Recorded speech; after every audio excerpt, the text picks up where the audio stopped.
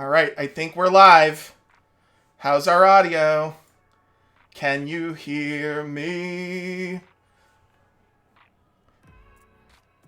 Ooh, I'm realizing Mr. Riche is ahead of me, and that's not true. That's not good. Okay, perfect.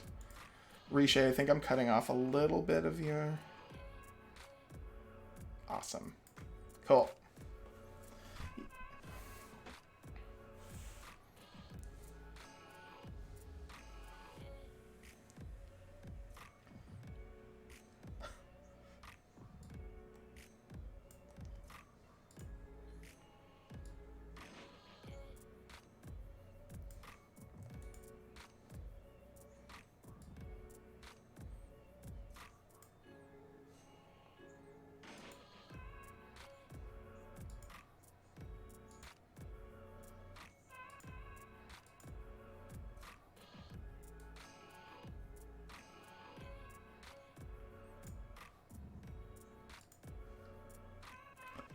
Nope, we got you. It's that I reorganized the cameras and they're all in the wrong place. So I was just putting you all in the right place. Yep. You're good. Oh, that's weird.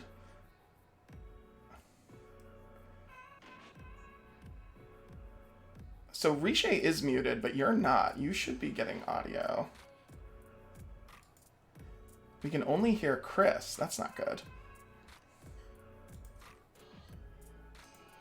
Yeah, let me quickly change, see if that... Can you guys talk a little bit more? Okay. Huh. Alright, I think it's my audio settings. Hold on. Let's go to voice and video. Go ahead and talk more. All right. There we go. Hello, Okay, that was hello. it. That was it. All right. All Everyone should be right. able to hear us now. Can people hear us now? All right. Sadly, says Static. Don't you start with me, Static. Okay, people can hear. So, All right. let's do that whole thing again. As I said before, when nobody could hear me, Static mentioned that this is a weird video game that we're playing, and we are in fact not playing a video game. We are playing. Well, Charlie, why don't you explain to the kind folks what we're playing? Sure.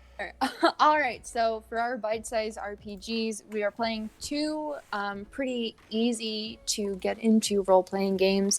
The first hour, we are going to be playing Honey Heist. So the 14 librarians here are going to be bears. And then in the second hour, starting at 4, we are going to be playing Dread, which is a game of suspense, typically played with a tower of bricks, a Jenga tower, but we're going to be playing it with dice today. So, with that, are we all ready to get started? I'm I've ready. been Let's born get for into this, it. okay? I am Born so for ready. this. All right. So one Also, thing welcome we to should know- Fud Crop. Welcome. Yeah. If I don't see that immediately, hello. We're going to get started today and learn a little bit more of these characters and set the scene in the den. Now, honey bears like honey.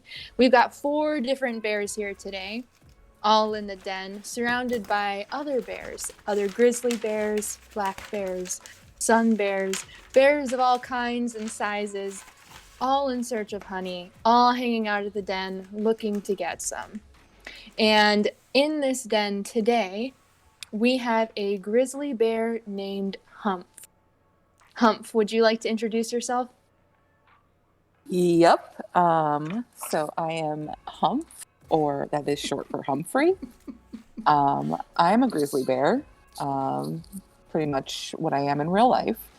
I am a retired driver. That means that I am somehow driving some sort of vehicle as a bear. I've seen bears get into vehicles before, so it's like totally possible. But yeah, that's me. I'm pretty gruff. I'm pretty like no nonsense.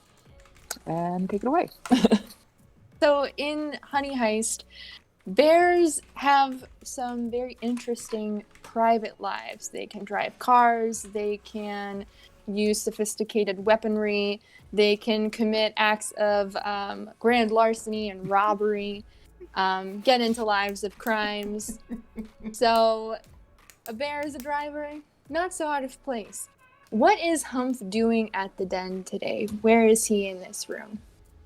Well, he got kicked out of the house because he's recently retired and his wife just did not want him around the house anymore. So he's just here. Oh, he's trying married. to- All right. Yeah. He's trying to, stay out of her hair and then have a drink or two. Right. So, Humph's just hanging out. Across from the bar is our next bear, Agatha.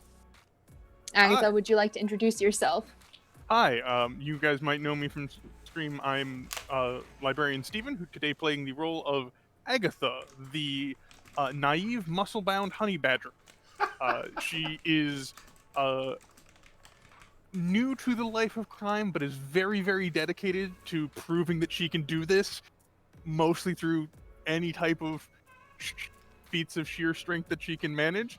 And she is currently sitting at the I imagine the den is kind of like a one-part diner, one-part dive, and I imagine Agatha is at the diner bar, just absolutely comically eating, just completely and utterly destroying a giant plate of breakfast food. Just when you see Tasmanian devil just go into a pile of dust and then there's not food there anymore, that's what Agatha is currently doing to a plate of bacon and eggs and sausage.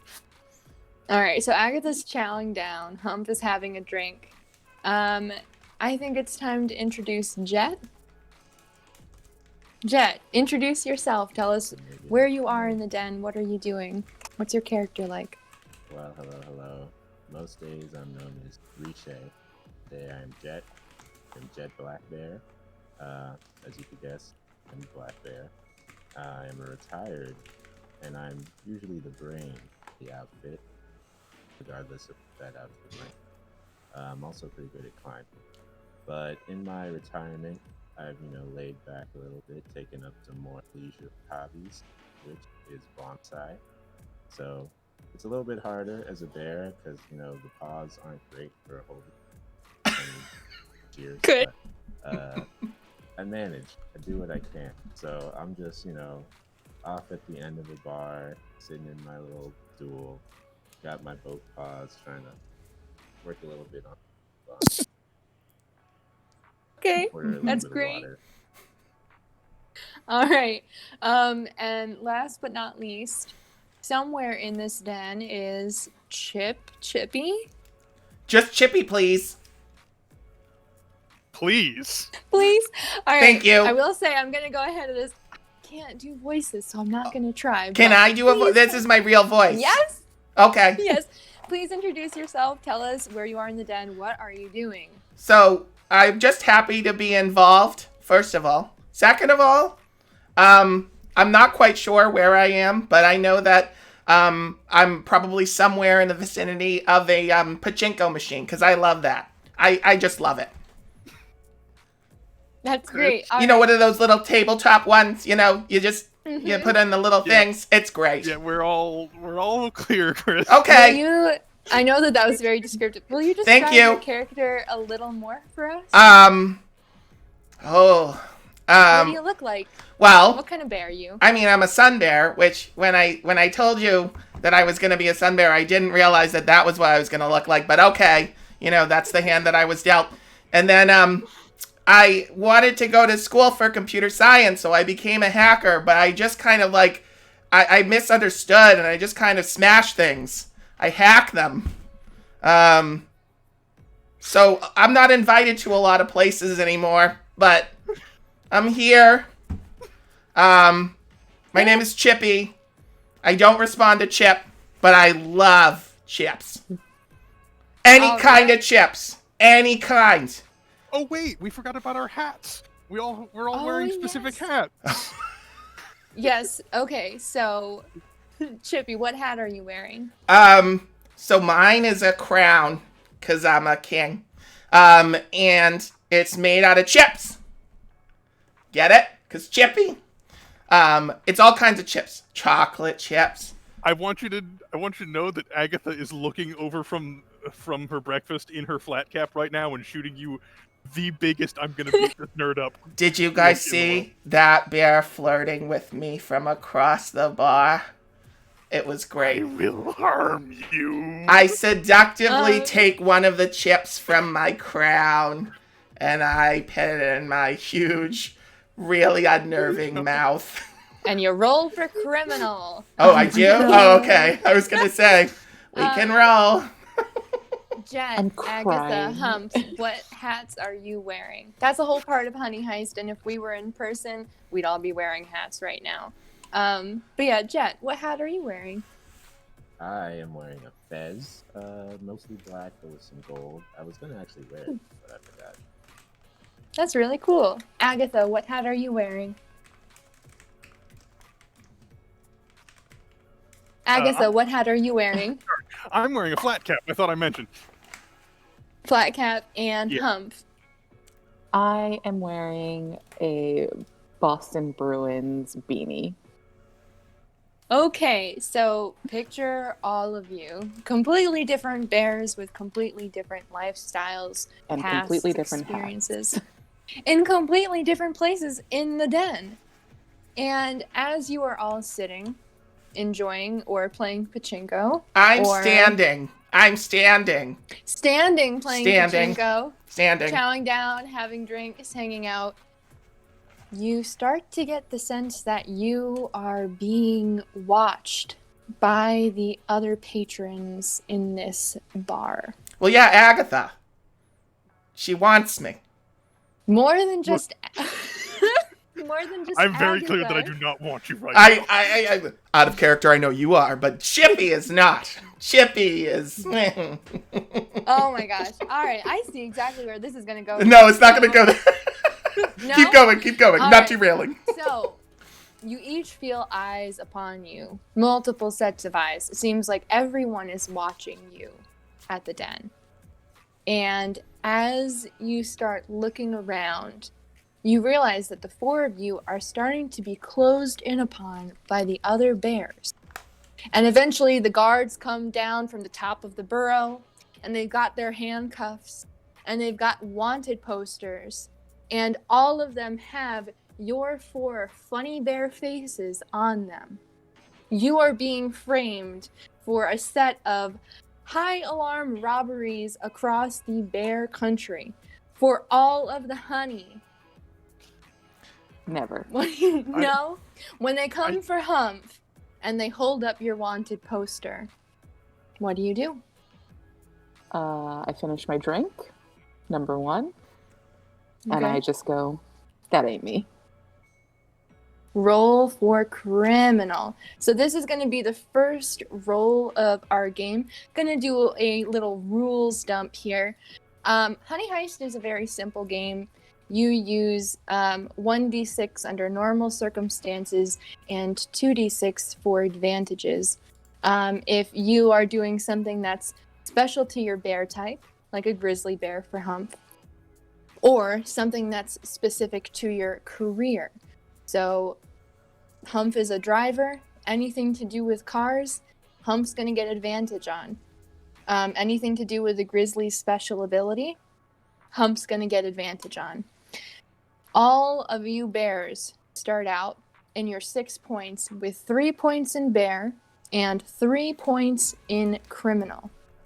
Anytime you want to do something that involves tearing stuff down, being a little bit wild, a little bit feral, you're going to roll for bear. And you're going to want to get 3 or below, whatever your bear stat is. If you're trying to do something a little bit more sneaky, a little bit more criminal-like, a little less bear, you're going to roll for criminal. And again, you're going to try and get that 3 or below. If you roll above that, it's a fail. And if you start to get a little frustrated, if a plan's going poorly and you start to get a little angry, I might ask you to move a point from criminal into bear. But if your plan, your mission is going really smoothly and you start to get cocky or greedy, I might ask you to move a point from bear into criminal. You've only got 6 points, so if you end up with 6 whole points in bear or 6 whole points in criminal, your bear goes crazy. They're out of control, and they can't be relied upon by the rest of the team. So you want to keep a very good mix. The one plus is that you're all going to start out with a vial of honey.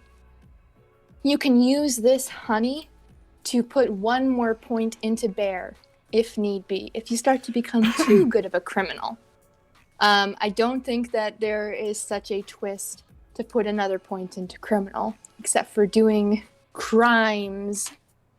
So, with that, please roll for criminal. Oop, Okay. Riche, did you have an interruption? I was saying, isn't there like a flashback thing that we can activate? There might be. I think there is. I don't know if we'll have time because we're going to be playing pretty fast from here. That's But fair. Yeah. Might not be worth it. So I'm going to go ahead and roll 1 for Humph. Yeah. Mhm. Okay. Gonna want it to be a 3 or below. It's a 3. Hey, it's a Whew. success. All right. So you finish your drink off all slow. You say, "It ain't me."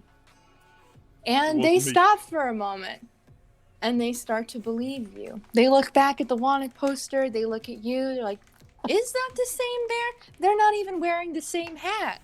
That's a Celtics hat. You've got a Boston Bruins. What's going on?"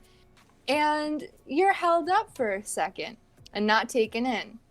All right, Agatha. When the bears come for you with your wanted poster, what do you do? I'm just going to try and bust through and like leave the room as quick as possible. You're gonna bust through. All right, I need you to roll for bear. Okay, does this count as being like muscly? Yeah, I would say roll with advantage. So we're gonna need 2 d6s, 2 6-sided die. Agatha gets to roll with advantage if you're gonna bust through a group of other bears. So, Chris, you want to roll me those? You got it. Roll me those bones. 2d6 or 1d6? Sorry. 2d6. 2d6. All right, here we go. All right. That's right, Static. We are paying attention to the A chat. 6. I'm definitely keeping an eye. Well, it's just that 1 is below. And Oh, then- yeah. Okay. Sorry, yeah, a 2 and a with 4. 2, so with a 2, you succeed. You just shove all these bears aside. You're like, excuse me. Do you say anything, Agatha? Or are you just- out? I have an appointment. I gotta go. Sorry. Excuse me. All right. Throwing And you're elbows. elbowing your way out. You're getting out, and you make it all the way to the entrance. All right, Chippy. Oh, What do you do when they bring out your wanted poster? What do you do? What So- do they see? I presume that there is some form of reward, a cash reward. For Yeah. Right, okay. It's a good Honey amount of pot. money, a honey pot. Okay, all right. So my instinct is I dart from the poster to the pachinko machine, to the poster to the pachinko machine. I snatch my wanted poster and I immediately look for the closest authority so I can turn myself in and get the money. Because that's a lot of pachinko. Good thinking. Yep. You should've been Amazing. All right. Where are they? So, 2 of the bears, they just kind of very casually put you into handcuffs, Oh. and they're like, the reward, we'll give it to you once we fully investigated this matter. Okay. Let's see. Okay. Maybe it all evens itself out with how Yeah. much you stole. Gotcha. All right. No All problem. right. All right, Jet, when they come for you with your wanted poster, what do you do? So if I like give a brainy response, will I get like brain? Yeah, you can play it that way. All right, so slowly put down my little shears and I turn to him and I say, "I'm not that bear. I used to be that bear, but those days are long behind me. I mean, look at me. I'm in my mid-20s here. You think I'm out here pulling off heists? I'm about to be pushing up Daisy. Black bear, we only live to be about 30 years old. I can't do that type of thing anymore. I love that you researched how long black bears live. And you hit them with that logic, and you get to roll for advantage. We'll say criminal, because that was pretty smooth. So All one right. one die for That's all we criminal? do in Black Bear. Two. Two with- dies. Yes, dice. there's advantage Okay. for using that braininess. Yep. All right. 1-3, 1-6. Looking good. All right. So they're looking at you. They're like, that's a good point. And they point to the water poster. They're like, this black bear does look a lot younger than the bear in front of us. Maybe, I don't know, maybe something's off. And you all see as Agatha is rushing, just like bum rushing up to the entrance of the den to get out of here. And Chippy has both of his paws in these little like honeycomb shaped handcuffs, just like, you know, where's my reward? You see two bears, and I am going to ask the chat right now, what do you want these special agents to be wearing? Anybody got us? Are they wearing like sunglasses? Or they They could be wearing pencil skirts and FBI type suits. They could be in construction workers' clothing. They could be in Halloween costumes. Definitely sensible shoes. So we've They walk defined in a sensible pair shoes. of sensible shoes. And plenty else. And a special agent's uniform. And they immediately take either arm, Agatha, and drag you back into the den. Hey, wait. Okay. And they pull out their special F Bear Eye badges. They say, this whole case involving Humphrey Golightly and Jet Blackburn and Chippy, unknown last name. Mm-mm. Just Chippy. I'm like Just Cher. Chippy. And I'm like Cher or Agatha. Jack Hay. All of that's under our special jurisdiction now. We are going to continue investigating this case and detain these suspects. Thank you. And they pull all four of you out of the burrow, that same entrance that you were trying to rush out of. And around the back corner, through this alley, it's still like busy outside. It's midday. You can see there's traffic, cars are buzzing by. You're on a busy street and you just came out from this like underground dive. And they pull you into what looks like a refurbished tattoo parlor, but the shades are drawn. And when they pull you in, the doors lock behind them. They take off their spy jackets, they put aside their badges, and they give you your mission dump of the day. Huh? The 4 wanted posters laid out on a table in front of you look just like you. Humph, that drawing of the wanted poster, that could be you. Looks just like you, has your name. Jet, yours has your name as well. You look a little bit younger, but it's still kind of you. And Agatha, you've never looked buffer than you have in this wanted poster. Like, this is actually a pretty good advertisement of some of your skills. And you find yourself kind of wanting to take a copy home with you. And Chippy, you have the most beautiful tiara of cookies and potato chips and little like microtech chips popping out, all in incredible detail. You almost touch your own and you realize like it almost looks exactly the same. This could be a wanted poster for you.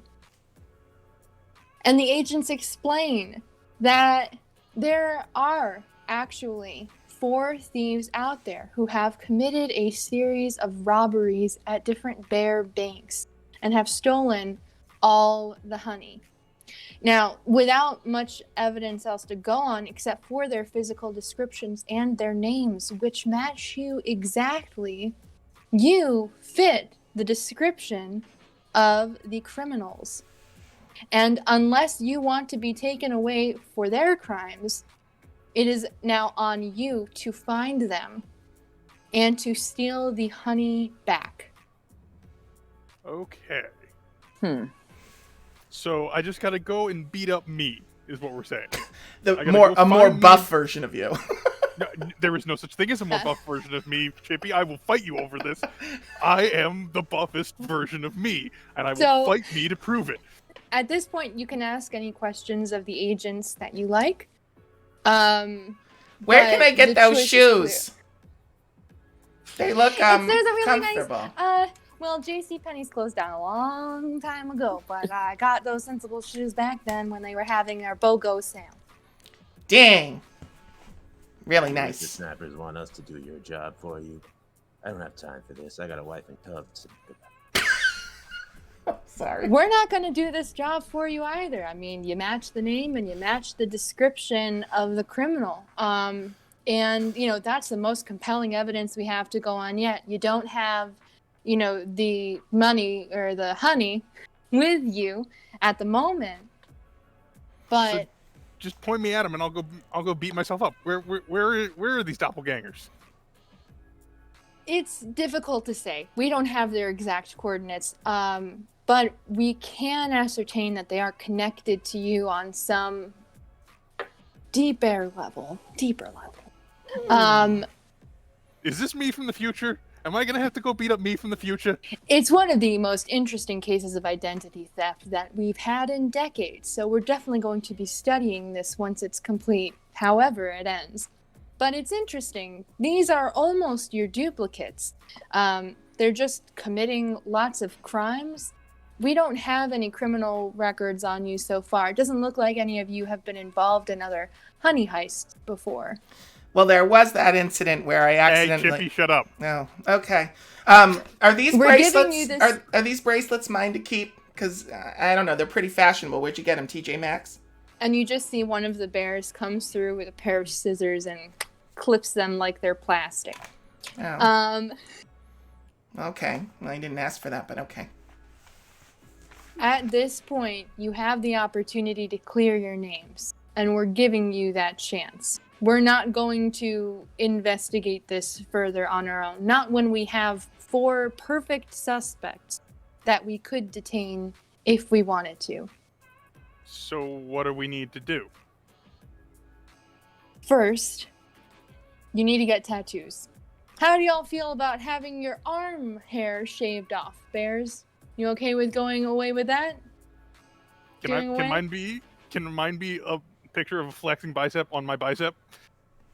We have geospatial data tracking honeycomb tattoos that will allow you to ascertain the location of your duplicate thief. Okay. When you are close to that thief, your tattoo will start glowing and will emit a small beeping sound. But we need to be able to put that tattoo on you first. I mean, it's that or a chip. And You said the word. You Why'd said the have to say magic word. word? I wasn't on board, but now I'm on board.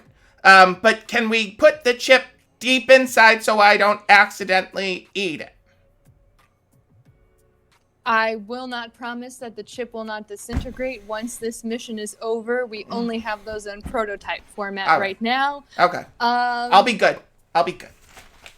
Will Okay, you? we can still give you the chip though if that is what you really want out of this. Oh yeah.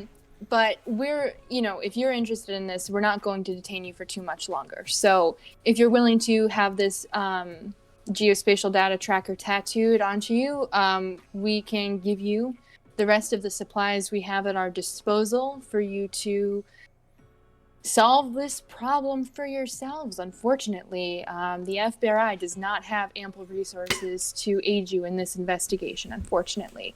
We can give you direction on where we think it might be useful for you to go. There is a garage where you may be able to get a vehicle. These duplicate bears are very into high-speed car chases. It's one of the reasons that we haven't caught them up until, we caught you. So if we don't have any early formalities or any advanced questions or protestations. Just point me at him. As long as I get to stick my head out and my 8-inch tongue wags behind me, like kind of drift Oh my gosh. like a flag, I'm Yeah, golden. we'll make sure to get you a helmet that has a visor you can lift up for just such a purpose. I'm back in, but you have to make sure that the helmet will fit over my tiara. Yes, we Okay. we'll make sure to do that. Okay. 3D printing is really amazing these days.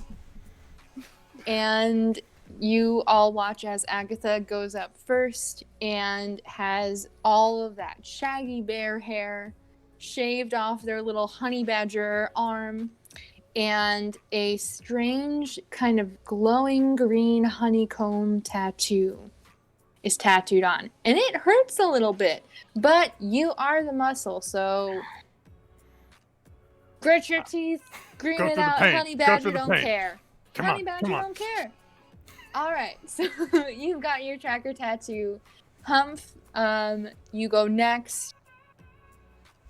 Just And it's offer up my super- forearm. I'm like, it'll keep me out of my wife's way And you for a little sit- longer. Yeah, kind of like contemplating all of this, just very calm, meditative. And they shave a little tiny patch off your grizzly arm, and they put a little yellow glowing honeycomb tattoo on your arm. Jet, you go next. Do you offer out your arm as well? I know that you've got the cubs at home. No, I don't really want my cubs seeing that sort of thing, getting any ideas. Is this hair gonna grow back? Not immediately, no, sorry. But if you wanted to pick a more discreet area that's still visible to you, perhaps as if you had a small watch, timepiece on the inside of your wrist. Alright, let's see. Just All right. put it right under the pit. I don't lift my So arms that they much these shave a little days. bit of that black bear armpit about so that you can kind of take a nice check very subtly, like you're doing a smell check. And they tattoo a glowing red honeycomb onto your armpit. Interesting. And finally, to Chippy. Can I where would suggest you like this? Can I suggest that this needs to be a team operation where everybody kind of needs to get around me and distract me, much like a child with a injection or a vaccine, so that I'm not really looking, because otherwise I will, Agatha already has you in a headlock. All right. Oh, a headlock. Okay. Well, that works too. That's right. that's pretty much the only way I'll tolerate any kind of pain. Any kind of pain. So this is the first action that you would do collectively as a group. And I'm going to say to keep your composure and stop you from wilding out on this agent who's tattooing you. Well, actually inserting, for you, Chippy, a chip under your bare skin. I need you all to roll for criminal to keep your cool. So that's going to be 4 individual D6 rolls. Okay. Unless any of you have a flair to it that might give you advantage. Do I have an unflare? Is there an opposite I of feel a flare? Agatha's got like There's, a lot of things, but calm under pressure is not one of them. I mean, you could say you're trying to like tap into your bear instincts, and so you roll for bear instead of criminal in If they're terms the of same- like reaching a pure, cool. They're the same stat at this point. It doesn't super matter. I know. All right, so everyone rolls. All right. I'm Tries gonna to go get ahead. clear I'm under. gonna go ahead for. I'm gonna go left to right. Okay. So Agatha's gonna go first. All right. Gets a 5. Nice I job. lose it. Okay. Oh wait, you want under 3 or over 3? I forgot. Under 3. 3 You want and under. 3 and under. My bad. Sorry. It's always Agatha. under. Okay. All right. So This one's for Jet. Agatha's a fail. Jet's a success. 3. Okay. All right. Next up is me. I'm being headlocked. I mega fail with a 6. Not surprising. And last but not Okay. least, a 5 for Humph. Oh boy. All So Jet's right. the only one of us who Amateurs, keeps all of calm. you. These youngins these days, they don't know a thing about being a bear.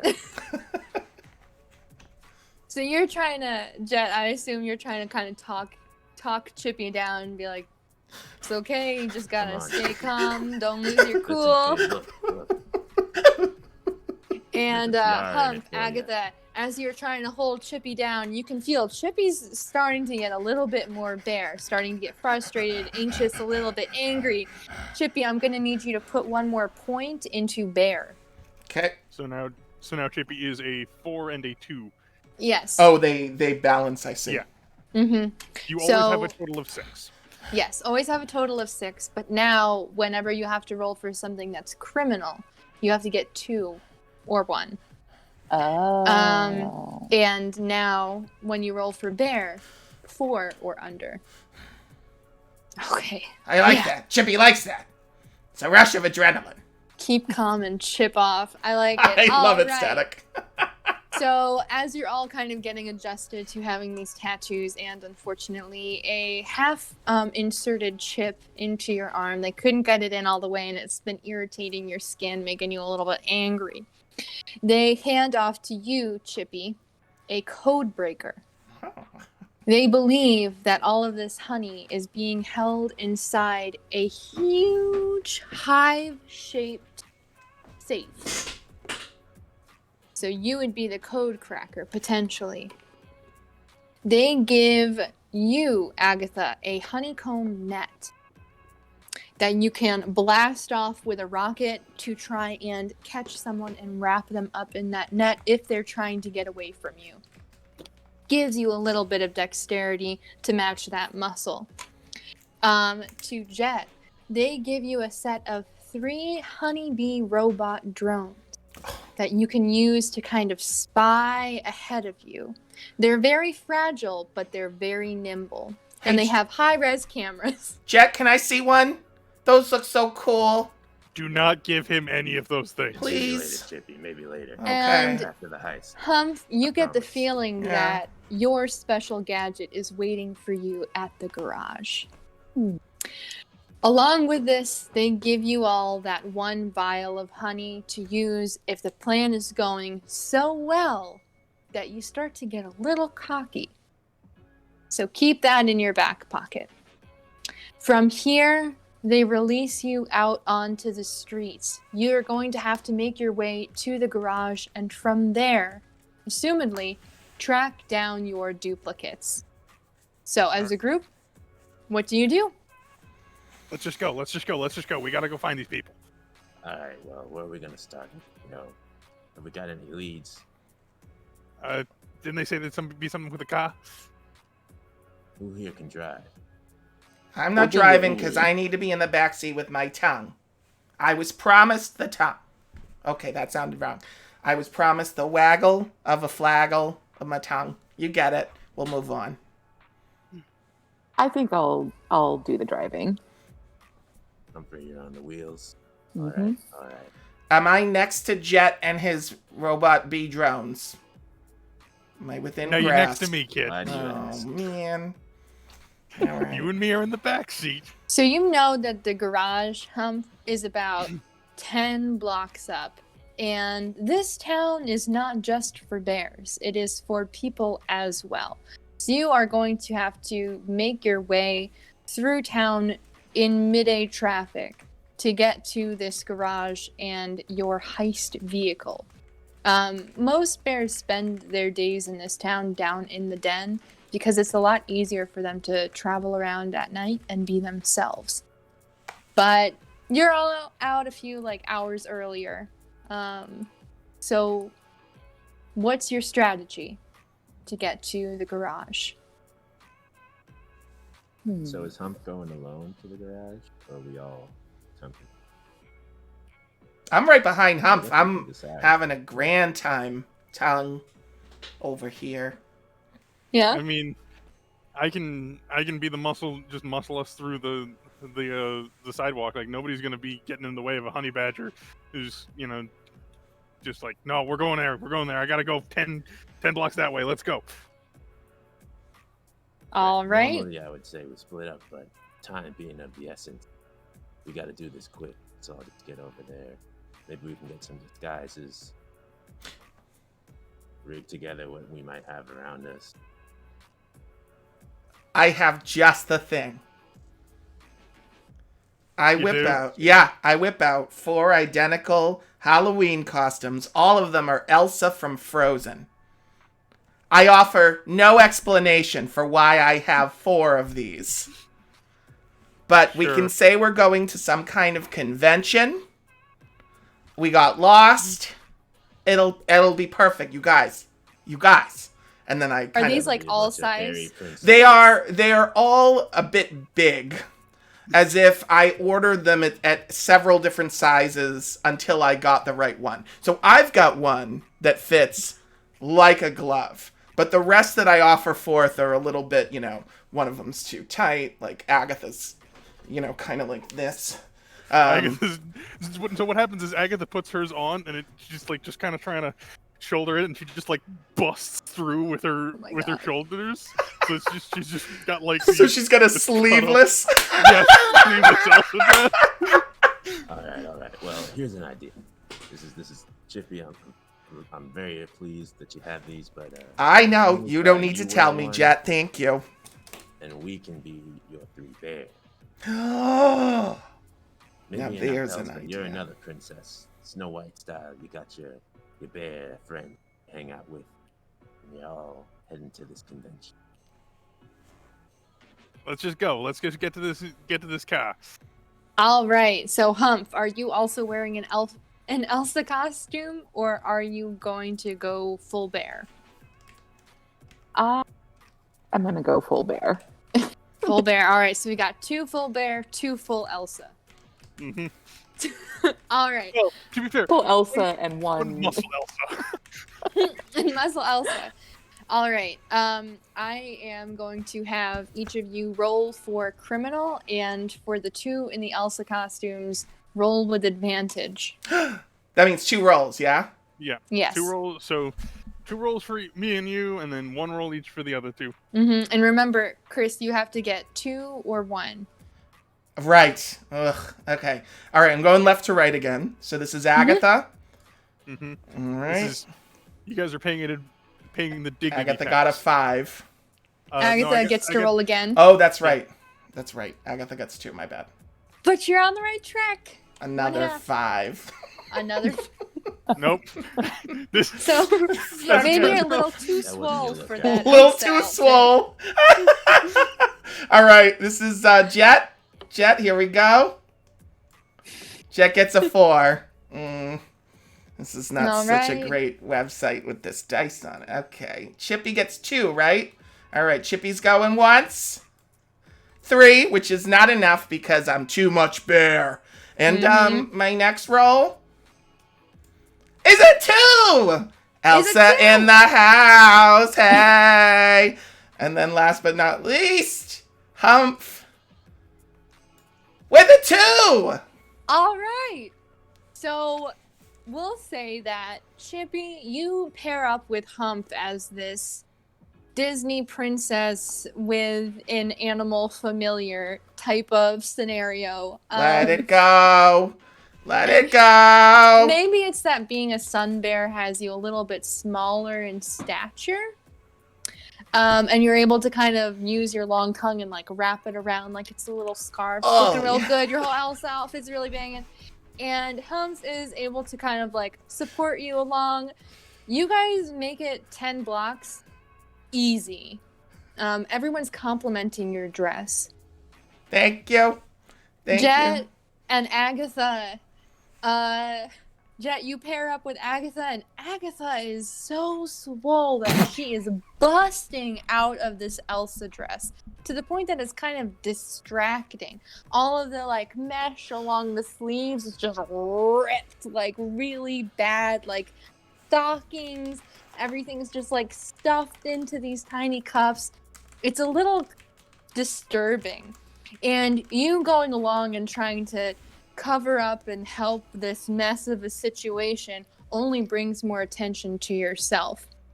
As you're both running as fast as you can to keep up with Murph and Chippy, you both end up getting really worn out and frustrated by the end of those 10 blocks, and you're gonna have to put each of you a point into bear. So we're both 4-2 now as well. Both 4-2. Does Agatha get even more swole as she grows more bear? There's definitely like serious pit stains in the costume and also like along the back. Just, I love it. you know, it's like torn at the knee so that you have even more ability to run even faster. Like a mom is walking by with her kid and she just like covers his eyes. Yeah. Jet may reach out, cover their eyes. You don't want to see this. But you all make it the 10 blocks to GAR, the auto garage, where you are about to pick up your heist vehicle. Now, Humph, you've been in this garage many times. You've worked on some of these amazing rides. Which one are you picking out today? What does it look like? Well, I think that we're going to need something of substantial size. We are not all tiny bears. I'm looking around. Honestly, I'm liking the look of this school bus over here. All right. So, what color is this school bus we got? Bright yellow. Bright yellow. And Subtle. you Very subtle.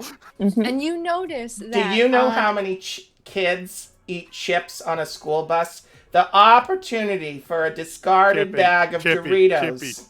Chippy. I wholeheartedly agree with Humph. And you find Chippy in the driver's seat, not chips, but a bag of sun-dried gummy worms. Okay. Yeah. Well, not chips, but a snack. Humph, you're familiar with this school bus, and you notice that they've outfitted it on the bottom back with nitro rockets. So you can really take off. As you hop up onto the bus, Jet, you notice that there are little launch pads on the top near the window for you to send out your drones if you chose to. And Agatha, if you feel like bus surfing, you might be able to if you make a really great roll. You say that like I ever will not feel like bus surfing. So, with your geospatial data trackers on your arms and armpit and Chip, you all get a little bleep, There's bleep. They're nearby. We gotta go. Humph, let's go. Humph. All right, let's try Floor it. it. All right, I didn't even open the garage door. We just crashed right out of it. Does anybody know the theme song to the Magic School Bus? Because I can start that along. It'll really get us pumped. You smash right through the garage entrance. You don't even care about the door. Humph, I'm going to need you to roll for criminal with advantage because you are driving this bus. All right. All right, here we go. Two dice. Yeah. A 4 and a 3. And you Okay. make it. I mean, you smash right through. You see that the fire coming out of the back of those little nitro rockets actually lights up the doorway of the garage, and you just leave that in like a little ring of flame. And you are taking off down the road. And you hear the blips start getting a little blip, blip, blip, blip, blip, blip. And as you are turning this really crazy sharp curve, I need you all to roll for bear. You are going to be tipping this bus as far as you can, and all of you inside that bus need to throw your weight against the side in order for the bus to not tip over. Good news is I'm more bear than criminal at the moment, so Yeah, I mean, this should be one where you're all able to make it, but you really need to throw all your weight into the side of the bus so that Humph can keep driving. So that's 4 individual D6s. All right, well, let's go. This is Agatha. A 6. How did I mess this up? Agatha! What's going on? Elsa outfit. Dang it! It's holding Alright. your arms in. You kind of like tip. That's why I don't wear dresses. All right, this is Jet. Another 6. Oh boy. Don't worry, guys. I ate these Not the sun-dried bronze. gummy worms. They're gonna make all the difference. Oh, A 3! no. A 3. All right, and finally, Humph. let's go, Humph. All right, Humph. Come on, Humph. A 1! Oh, I'm so All good at right. driving. So Humph has their hands on the wheel, they've got their paw on the gas, and they are just pulling this car through this sharp turn. This bus is going as narrow as it can go. Jet, you try and kind of throw your weight, but you're more like pushing up against the side of the Too old for bus. this, I'm too old for Agatha this. can't seem to unrestrain herself from this crazy Elsa outfit, and so just kind of slumps against the side of the bus. Meanwhile, we've got this sun bear Chippy looking radiant and in her own Elsa outfit, and you just see Chippy fling themselves against the side of the bus. And that little rock saves you all from tipping over. Oh, that's someone picking up a print job, I believe. The beat It's at- starts to I get left it on the cart. a little bit faster, and Humph is driving and meeting it all the way to this one Oh. straight stretch of freeway. No, this was earlier. Jet, are you able to look out the window? You have the option to send a few of your little honeybee drones out. Yeah, I think it's time for a couple of these bees to do what they do. All right. Send them out. What do you Number want them 2. to do? Let's check out the area, spy around, see if we can spot any suspicious costumes. All right. So I'm going to have you roll for criminal with advantage because this is something that is definitely brainy. Very well. What's your criminal again, just so we can all remember? 2. Criminal should be 2. Okay. Here we go. Oh, a 6 and a 3. Drat. All right. So These you things are see defective. I don't know what this happens. newfangled Do you want to technology. describe? Sorry. So you see these little honeybee drones, and they're flying up, but the bus is going so fast that splat against the windshield, splat against the windshield. There's all these little tech bits and bobbles just crashing up against. Humph doesn't even notice. They just put the windshield wipers on and swipe all that tech right off into the road. And you Was that keep important? driving. You hear the little beeps on your trackers getting even faster and faster, and you can see you're kind of merging in the distance with a series of cars and motorcycles that are all just like revving. You can hear this wild growl, and you're not sure if it's all these crazy cars in front of you or if it's your duplicate bears. So Humph in particular, I am going to need you to make a roll for criminal as you speed up to meet these cars and keep the bus under control. You can roll with advantage because you're a driver. All right. All right, Humph, here we go. A 6 and a 3. All right. That's a success. Oh, A that 3 is? a success. Hump's the only one Yeah. who's still 3-3, so Hump Hump gets is, it through. Hump is the only one that's got that perfect balance. All right. I Hump, like to you- meditate. Yeah, you're like fully in a zen zone as you just push through. You guys feel the rocket force shove you back against these bus seats as Hum just goes full throttle towards these 2 motorcycles and this one little minivan that is just leading the chase. As you really start to round the bend, you're getting closer and closer to them.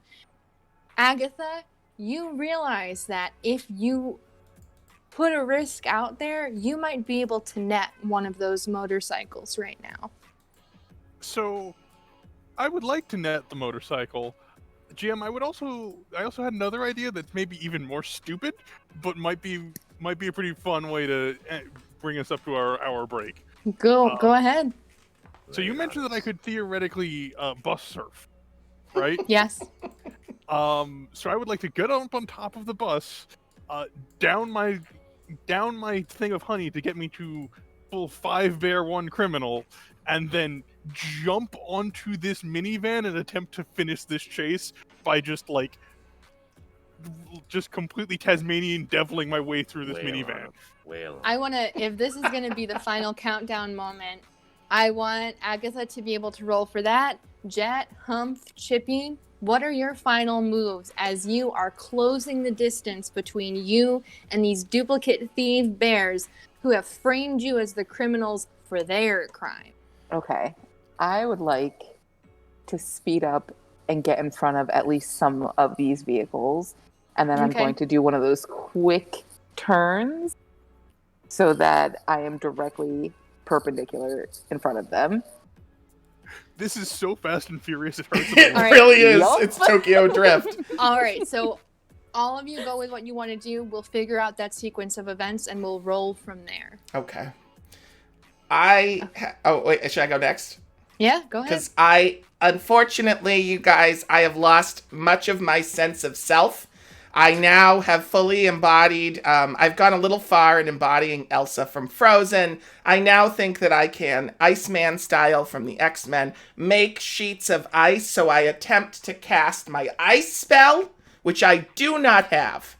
But believe very firmly I have. So I don't know what I need to roll, Game Master, for this, but to suddenly have powers to basically intervene and basically like Iceman style, just kind of go and surf on an ice stream, intercepting the car at the exact right moment, or the truck. I forget what it was.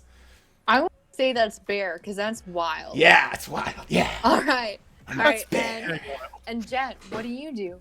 Alright, so I'll down that last vial, and I held on to one of those smart. bees.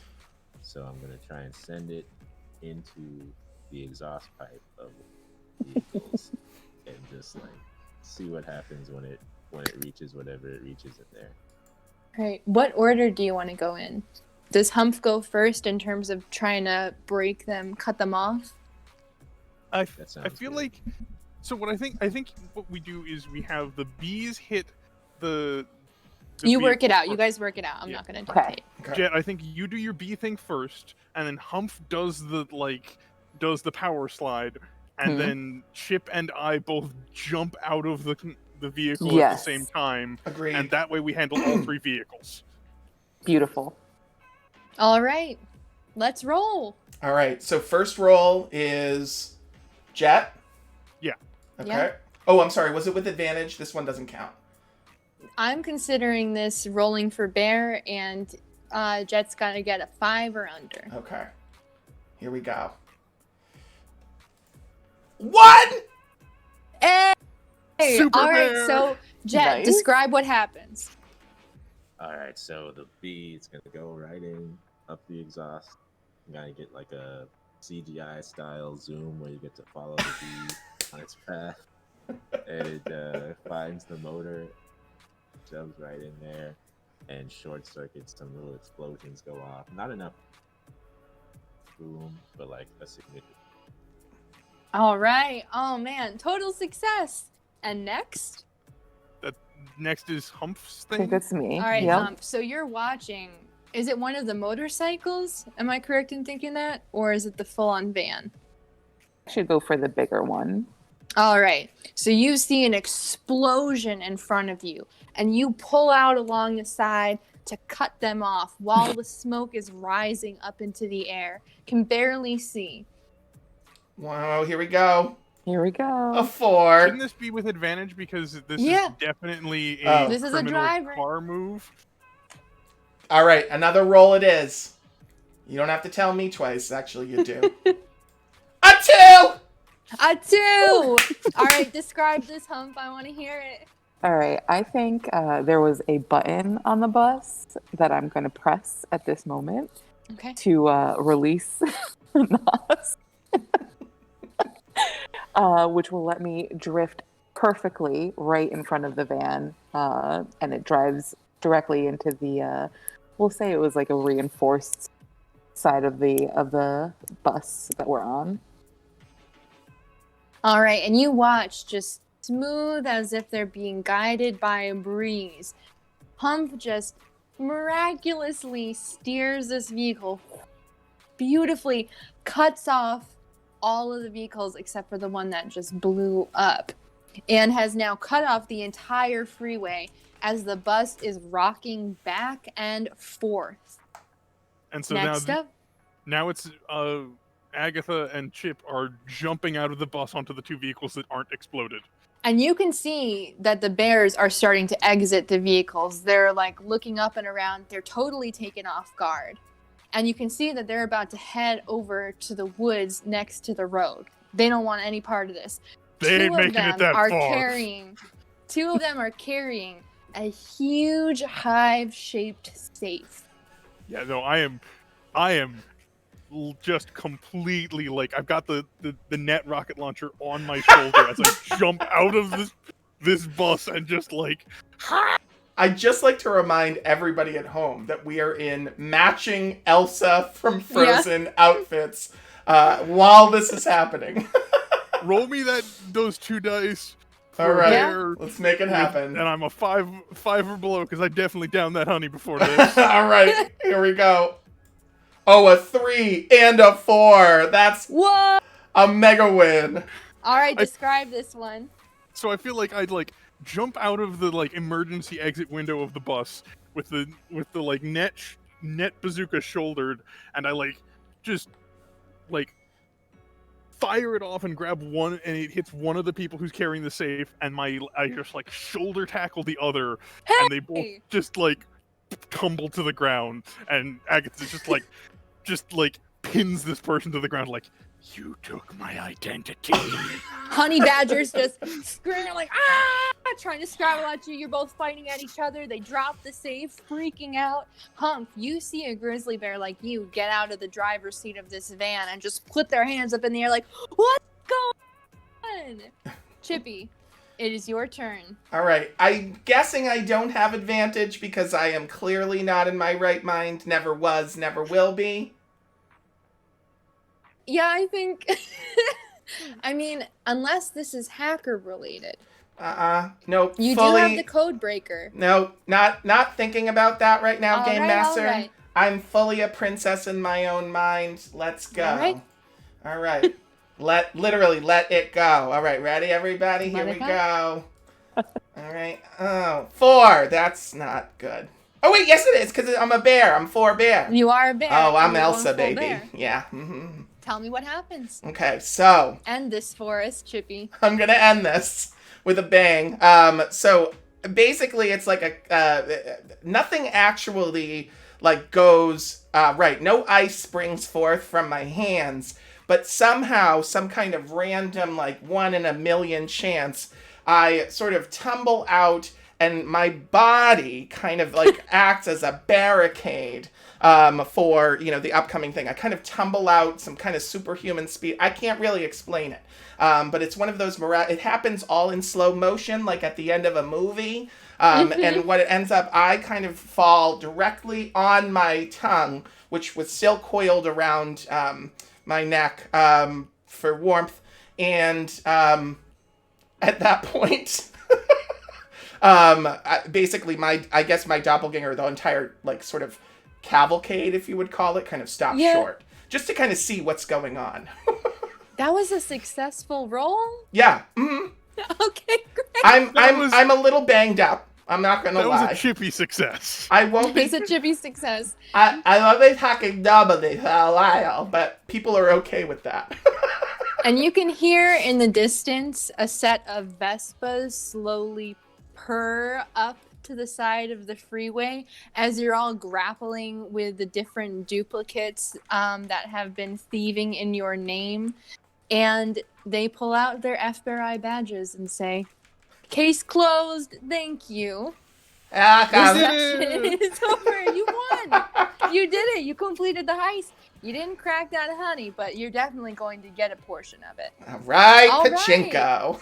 So I think with that, we're going to be taking a quick 5-minute break while we get ready for the Dread game. That's our second 1-hour one-shot. We'll probably get started around 4:10, and we'll probably go a little bit late, probably a little bit past 5, just to make sure we get enough time for the game. But thank you guys, thank you everybody for watching up to this point, and we take a quick break. We're gonna go stretch our legs, go get some water. You should do that too, and then we'll be back in just a couple minutes. Absolutely. Just want to remind everybody at home, you guys can go if you want. We are the Boston Public Library Teen Services Twitch stream, bringing you the first ever session of Bite-Size RPGs. If you like what you're seeing, soon, but not right now, but soon, we will have an event up in January that you can attend privately. So Charlie will be the DM for that event. And you can vote shortly on which of the 2 RPGs we play today you prefer. And you will have a hosted event 2 hours long on one of the 2 sessions that we're running today, just for teens. And that will be available on our website. So check it out. We'll be back in 5.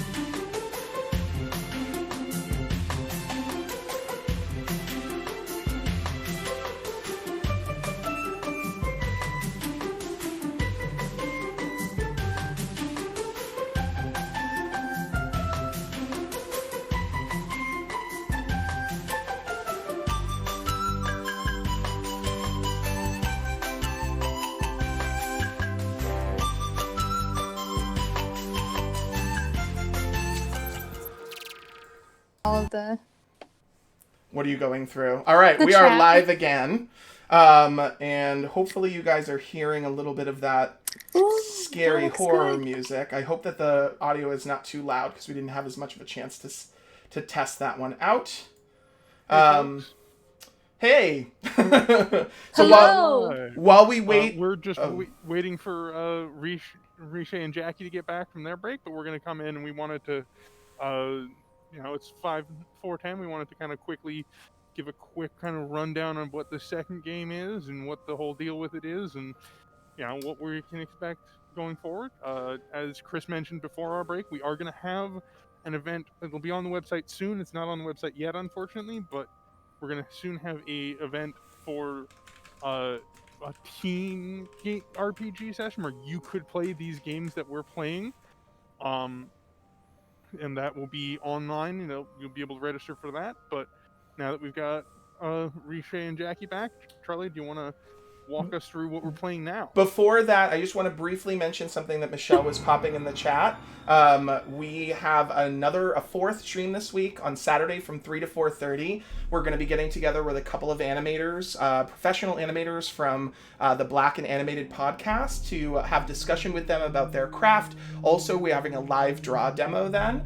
So if you have been watching, follow us here on Twitch, and you will get notified whenever we go live. That will be Saturday, the 12th at 3 p.m. All right, Charlie, take it away. All right, so the second game we're playing for Bite Size RPG today is Dread. And a funny thing, they're going to be playing the same characters, but they won't be bears this time. You'll all be college-age students who have come home from a semester of school to your hometown. You're all acquaintances, friends, kind of, from high school.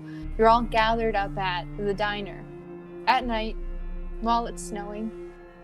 And you all have your reasons for getting together and being home and being a little stressed out because on the way over, things have been a little off. So for the audience out there, Dread is a game of suspense. It's typically played with a Jenga tower or a tower of bricks. And as characters make out-of-character decisions or tough choices, I will ask them to make a pull. Because we don't have a Jenga tower or tower of bricks today, we are going to be using a virtual D12. And the probability is that in order to make a successful pull or a successful roll and not have something terrible happen to their characters, they're going to need to, at least at the start, get an 8 or below. As the game goes on and gets a little bit more dangerous, a little bit spookier, scarier, that probability of them succeeding is going to go down accordingly. But for now, they're just a bunch of college-age friends hanging out and catching up at the end of the semester while a winter storm, starts to pick up speed outside. So without further ado, I'm going to have everyone sitting at the diner table introduce themselves, starting with Hump. Please describe your character and what they're eating at the diner today, the specialty being garlic fries. Okay.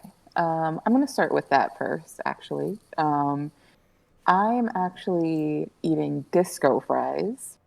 Is that a thing up here? I don't know if you guys know what that is. What is it? What are disco fries? Okay, so it might be a New Jersey thing then. It is fries with gravy, like actual gravy, not tomato sauce, and melted cheese on top. So that's poutine. I was gonna say Canadian. But not cheese curds, just melted cheese. All right, fair. New Jersey poutine. Yeah, we'll go with that. All right. Okay, and then I'm Hump. I just got back from my first semester. My first semester as an engineering major at the local state school. I am pretty tall guy, pretty quiet, pretty stoic. Let's say kind of shaved head and a bunch of tattoos. All right. And what are those tattoos of? Mostly birds. A lot of Mostly birds. birds. Mm-hmm. All right. Next up at the table is Agatha. Hi. Please describe yourself. So Agatha Clodaire is she's just returned from her first semester at a large kind of state school where she was going on a field hockey scholarship. She hasn't quite declared a major yet. She's thinking maybe sociology, but she's not sure. She is quintessential jock girl. She's about 5'10", kind of buff up, and her at the beginning of the semester she impulsively dyed her hair blue. She didn't keep that up, so only about the bottom half of her hair is blue, but she did give herself a sweet undercut on the last day of the semester, so now she's got a like weird two-tone undercut thing going on that she thinks looks really great and kind of doesn't. And she is definitely eating garlic fries because the garlic fries at this diner are her comfort food, and she needs some comfort right now. Right. Next up, Jethro. Can you introduce yourself? So my character here is going to be Jethro Blackburn. Jethro, he goes by Jet most of the time though.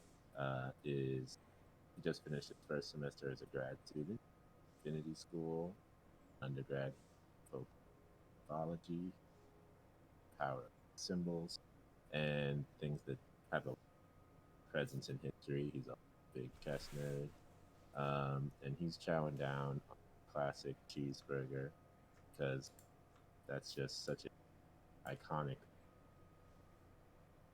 Diner food, yeah. All right. And Chip, last up. Introduce yourself. No accent this time, guys. I'm Chip. I am sort of living in some kind of heyday while I'm back in high school. I've got my varsity jacket on from when I was a varsity gymnast back in high school. I've got this shock of red hair draped over one eye, and I'm kind of moody and brooding. I'm at the bar of the diner with just a black coffee and a leather journal that nobody can quite see, but it's open to a blank page because I have almost no ideas in my head, but I love to look like I'm brooding and moody. So that's about what Chip has to offer. Thank you. Perfect. All right. As you're all chowing down on diner food or just kind of brooding over coffee, you catch up with each other. What do you want to let each other know about how your semester went? Agatha's just kind of like, it was great, it was great, it was great, it was great, it was great, it was definitely great. But I I get the definitely feeling need this to get semester tattooed was right great. now. What was again, Agatha? I definitely need to get a tattoo right now. Semester was great. Oh. Everything's great. I love it. I'm very happy at school. But I definitely need to get a tattoo right now. That is an interesting flow of ideas, but I'm not going to question it. And you all know that there is a tattoo parlor right around the corner called The Sloop. It's where Humph got all of his bird tattoos. Jet, have you gotten any tattoos from The Sloop? Just one small, kind of on the back of the hand, so like a chess king. Nice. All right. Chippy or Chip. Sorry. No. longer I don't Chippy. do Chippy. That's nope. Chip. So as a psych major, Agatha, I can tell you, it's very interesting.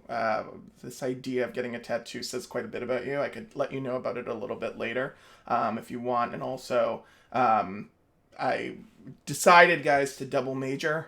So I'm doing chem also.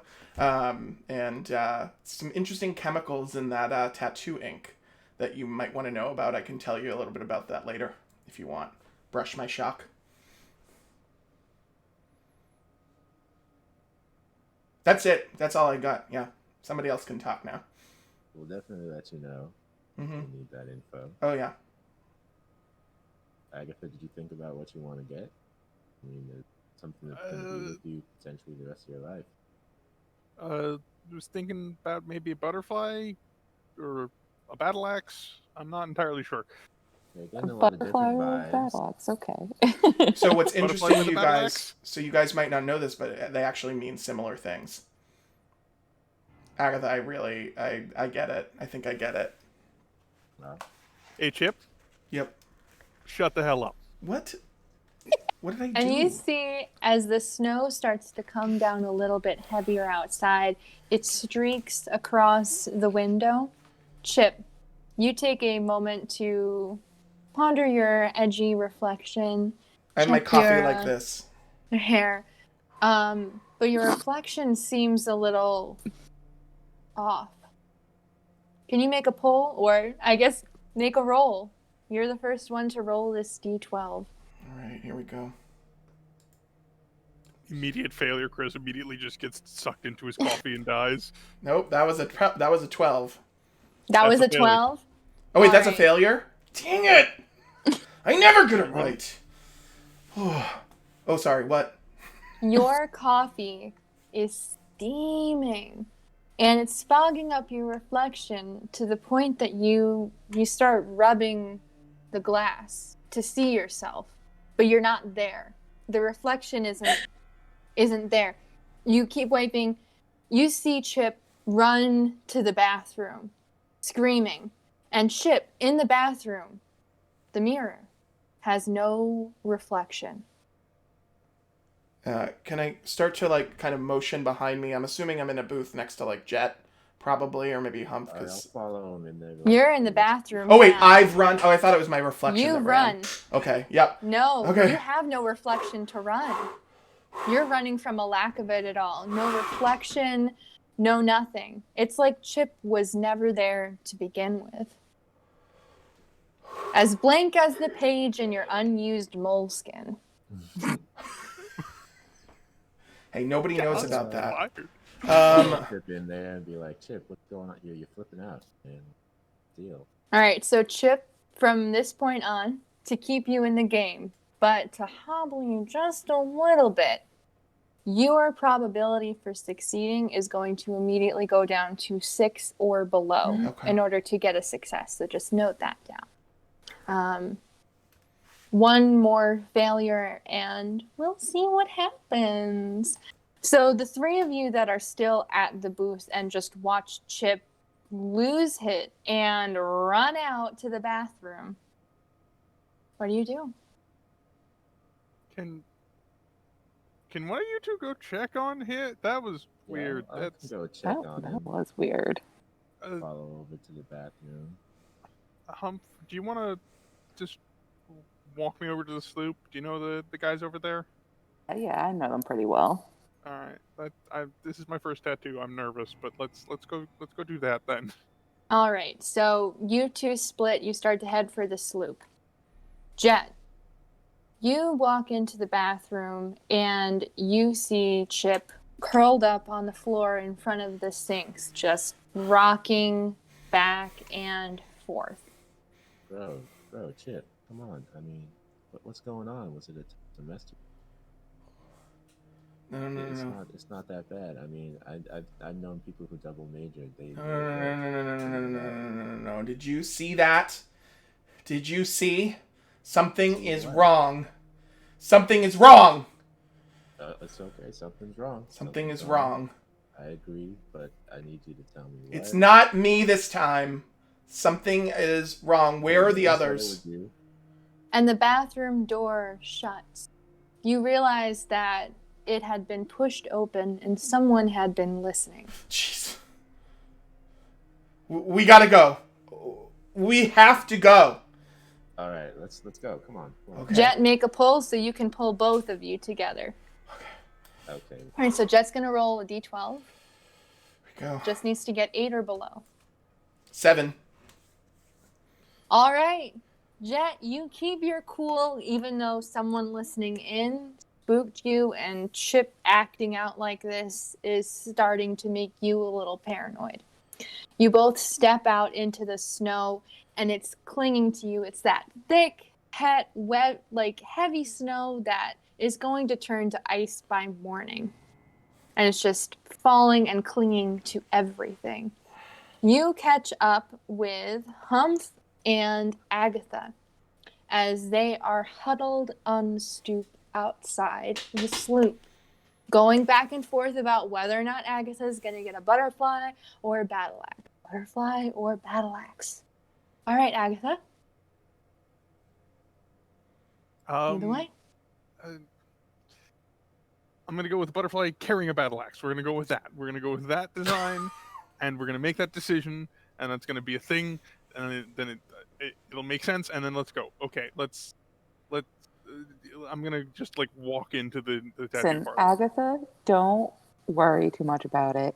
If you hate it, you have plenty of skin to get another one. Yes. And yes. Chris, if you can switch to the... Oh, yep. You got it. You walk into the sloop, and Rachel, the tattooist there, she's hanging out in the back. She's got her little apron tied. Agatha, you've gone in a couple times now and walked back out. You've looked at all the designs and be like, interesting, and then left before you got up the courage to actually get ink. Everyone knows Rachel, who's gotten a tattoo in this town. It's the only tattoo parlor in the neighborhood. So she knows you, Humph. She knows you, Jet. She's heard of you, Chip. She's heard of you. And she sees you, Agatha, and she's like, hey, how's it healing up? What do you mean healing? This is my... What? How's the tattoo healing up that I gave you earlier today? Like 1 o'clock, I think we had your walk-in appointment. I jabbed Are you Jet. back from I away? jabbed Jet with my elbow. Make a pull, Agatha. Or Yeah. make a roll. I'm sorry I keep saying make a pull. I'm so used to the jet guitar. Roll. Just Okay. make a roll. A 10. Oh no. I don't know what you're talking about. What are you? And what are she you... grabs your arm and pulls it out in front of her, your forearm. And she is rubbing at your wrist. And she just looks at you and she's like, Don't mess with me.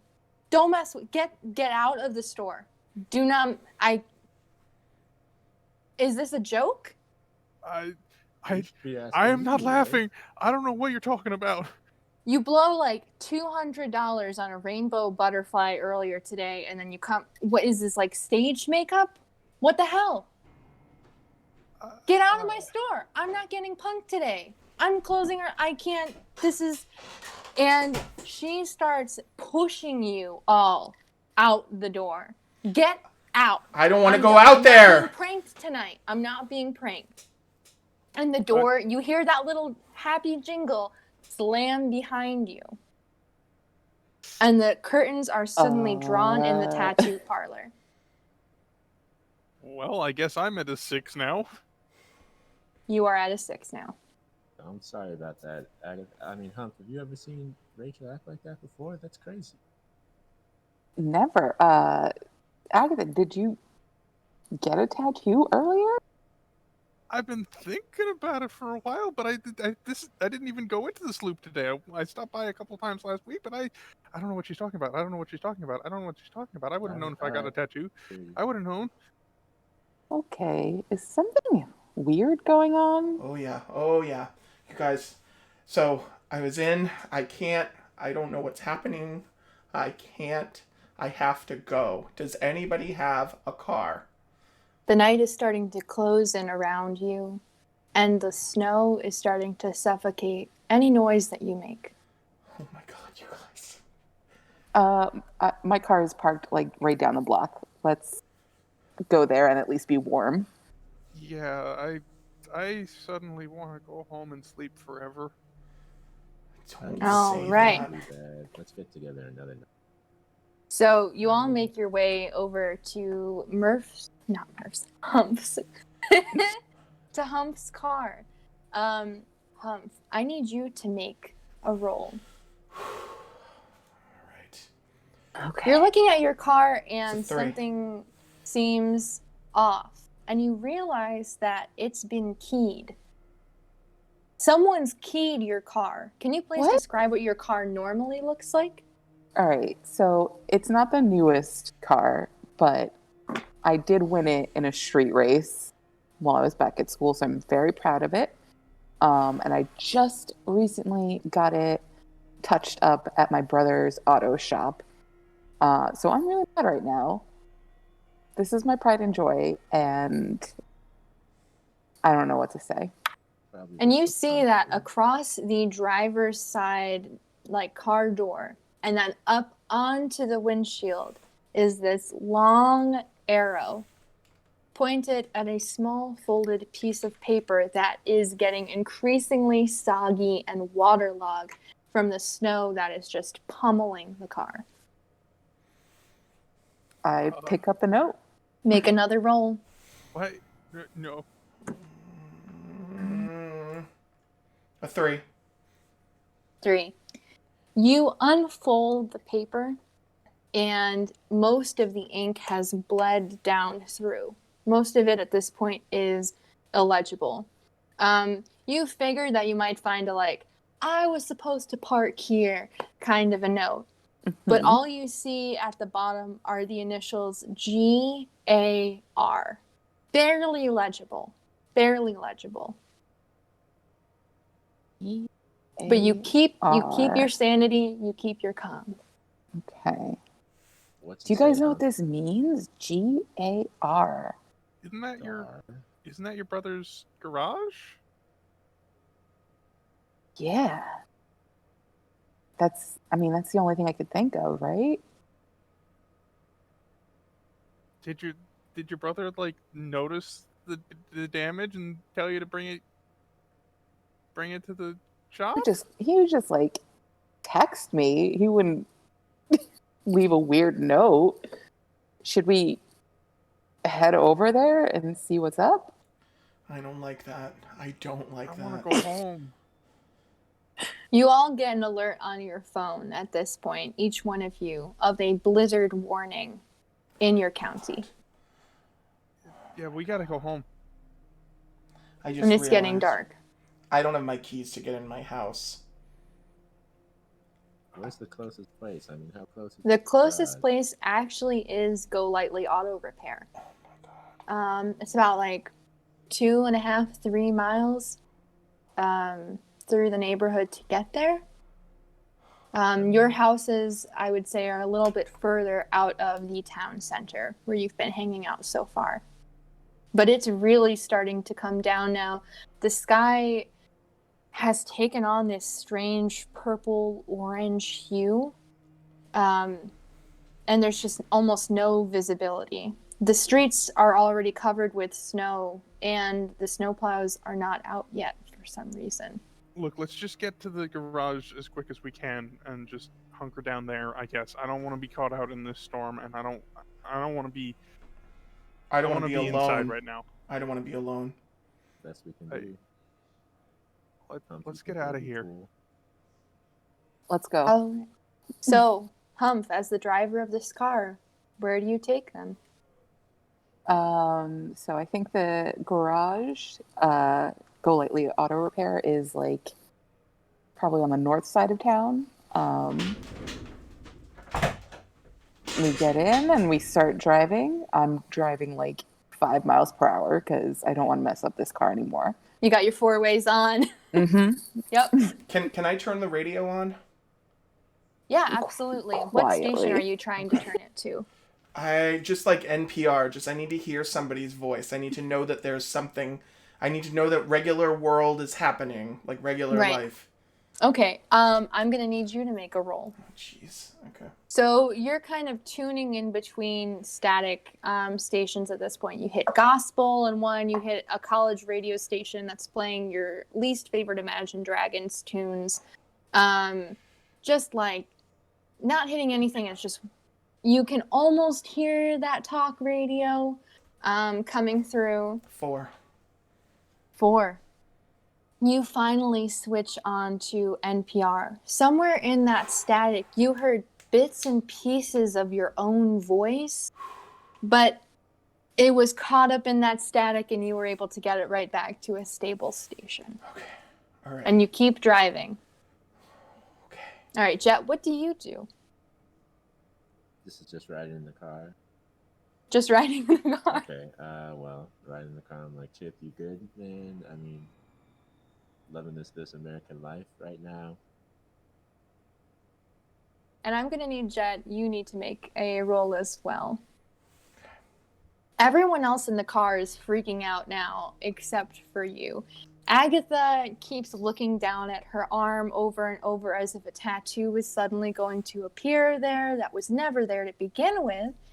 And Hump is just like white knuckling it at the front of the car, just trying to make sure you don't fishtail right off the road. Chip, despondent, just totally keyed into NPR, not listening to anyone else. Just to be All clear, right. I'm not really listening to NPR. I'm more comforted by the fact that there are voices that I recognized. So did Jet roll a 4?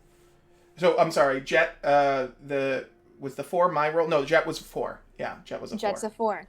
All right. So you start to kind of tune into NPR as well, and you start making conversation with Chip about the interview that you're listening to. Humph, as you are coming up towards GAR, you see your brother's car parked and half buried at the auto garage. And lights are on in the building, but otherwise it looks pretty empty, which isn't surprising given the weather conditions outside. The sign still says open, and you can pull up to one of the gas filling stations if you want, or you can pull up to the parking along the side of the garage. One is like closer to the door to get into the building. The gas pump is definitely closer because you can walk right in as if it Yeah. was a small convenience store. Let's do that. All right. Does everyone else stay in the car? Wait for... No, I think Agatha's we're just going. like, she brought her lucky field hockey stick with her in the car as like a, Okay. like a security blanket, and now she's grabbed it and she's like running to the door of the garage. Just like as soon as she can get inside, she's gonna get inside. All right. I'm gonna follow Agatha. All right. Jet? I'm also going along. I'm at. All right. Is that your brother's car? It is. He's got to be here somewhere, right? And you all park at the gas pump and walk in, that familiar little jingle. Humph, you spent most of high school really at GAR and not at high school. This was your home of homes. This was your actual school. This is where you learned most of what you wanted to do for the rest of your life. Your brother's nowhere to be seen. Now, the auto garage itself is further in the back. You guys are still hanging out in the storefront, but there's no one at the counter.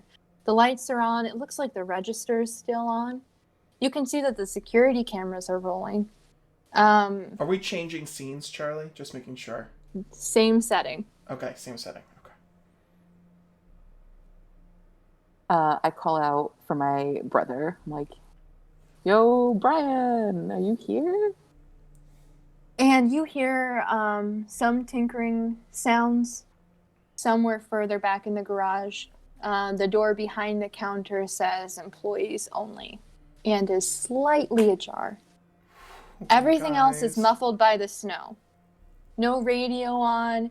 Your brother usually likes to listen to some of his favorite stations. He's got a really great playlist that he likes to listen to. Sometimes he keeps his headphones on, but most of the time, this place is full of music. Quiet. Okay. Don't go back there, Hump. Let's just stick here. If they're here, they're gonna come back. But what if there's something wrong? What if like my brother's hurt or something? I have to check it out at least. I'll be careful. I'm looking around for a weapon, something. I need like I'm looking at Agatha, who I'm imagining is clutching this field hockey stick, and I'm like, where's mine? All right, so I will say, Hump, that you go through that door alone. Mm-hmm. And Chip, I need you to make a roll. Okay.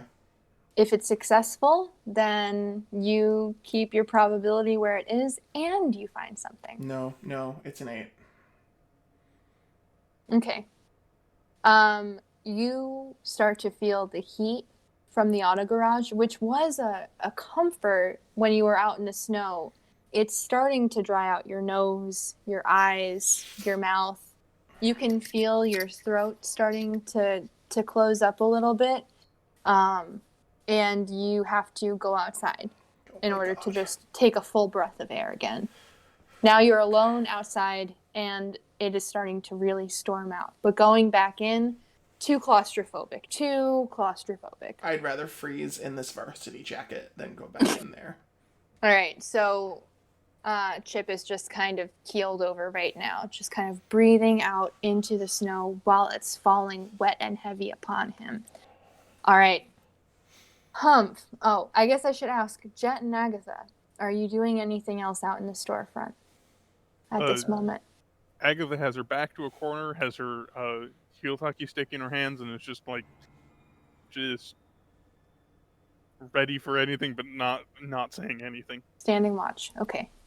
I'm like, Chip, come, it's crazy out there. The snow is gonna freeze you to death. What's going on? So you're kind of like holding the door open, being like, hey, keeping the heat, but also checking in. All right. Humph. You walk through the door, and you see way at the other end of the garage, set up in front of a workbench, your brother, his back to you. And he's fussing with something, got a wrench in hand, just kind of twisting. And the radio that's on next to him, where he usually has his playlists blasting, has very soft static. All right. I like very quietly go like, Brian? And you see his head kind of cocked to the side, but he doesn't turn around. I hate this. Girl, you better run. This is Chris speaking. Run, Are you gonna approach your run. brother? This is some Blair Witch nonsense. But it's my brother. The lights are on. You know, the garage is fully lit. You know, there were monsters coming out of the shadows. You'd be able to see them. This is just your brother. He's got his back to you. He's working. There's no other business in the blizzard. There's no reason for him to be up at the counter right now if there's no customers. So he can get a private, some of the work done on his own independently. Totally cool. I'm gonna approach him and clap my hand on his shoulder. And you see him kind of start slightly just at the touch.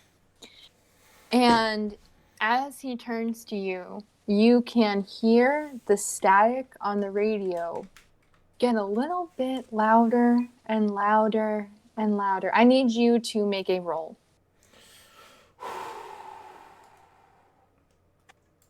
Seven. I'm good. He turns to you, and it's your brother, Brian, but something's off. Oh no. He's looking at you. He's looking through you. And he says, Humph, I didn't expect you back this early, but the storm. You're so devoted to your studies that I just kind of assumed that you were going to stay at the library with your friends until it closed. But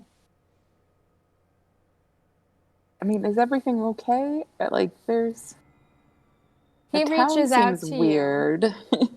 He reaches out to you, and he puts his hand on your shoulder.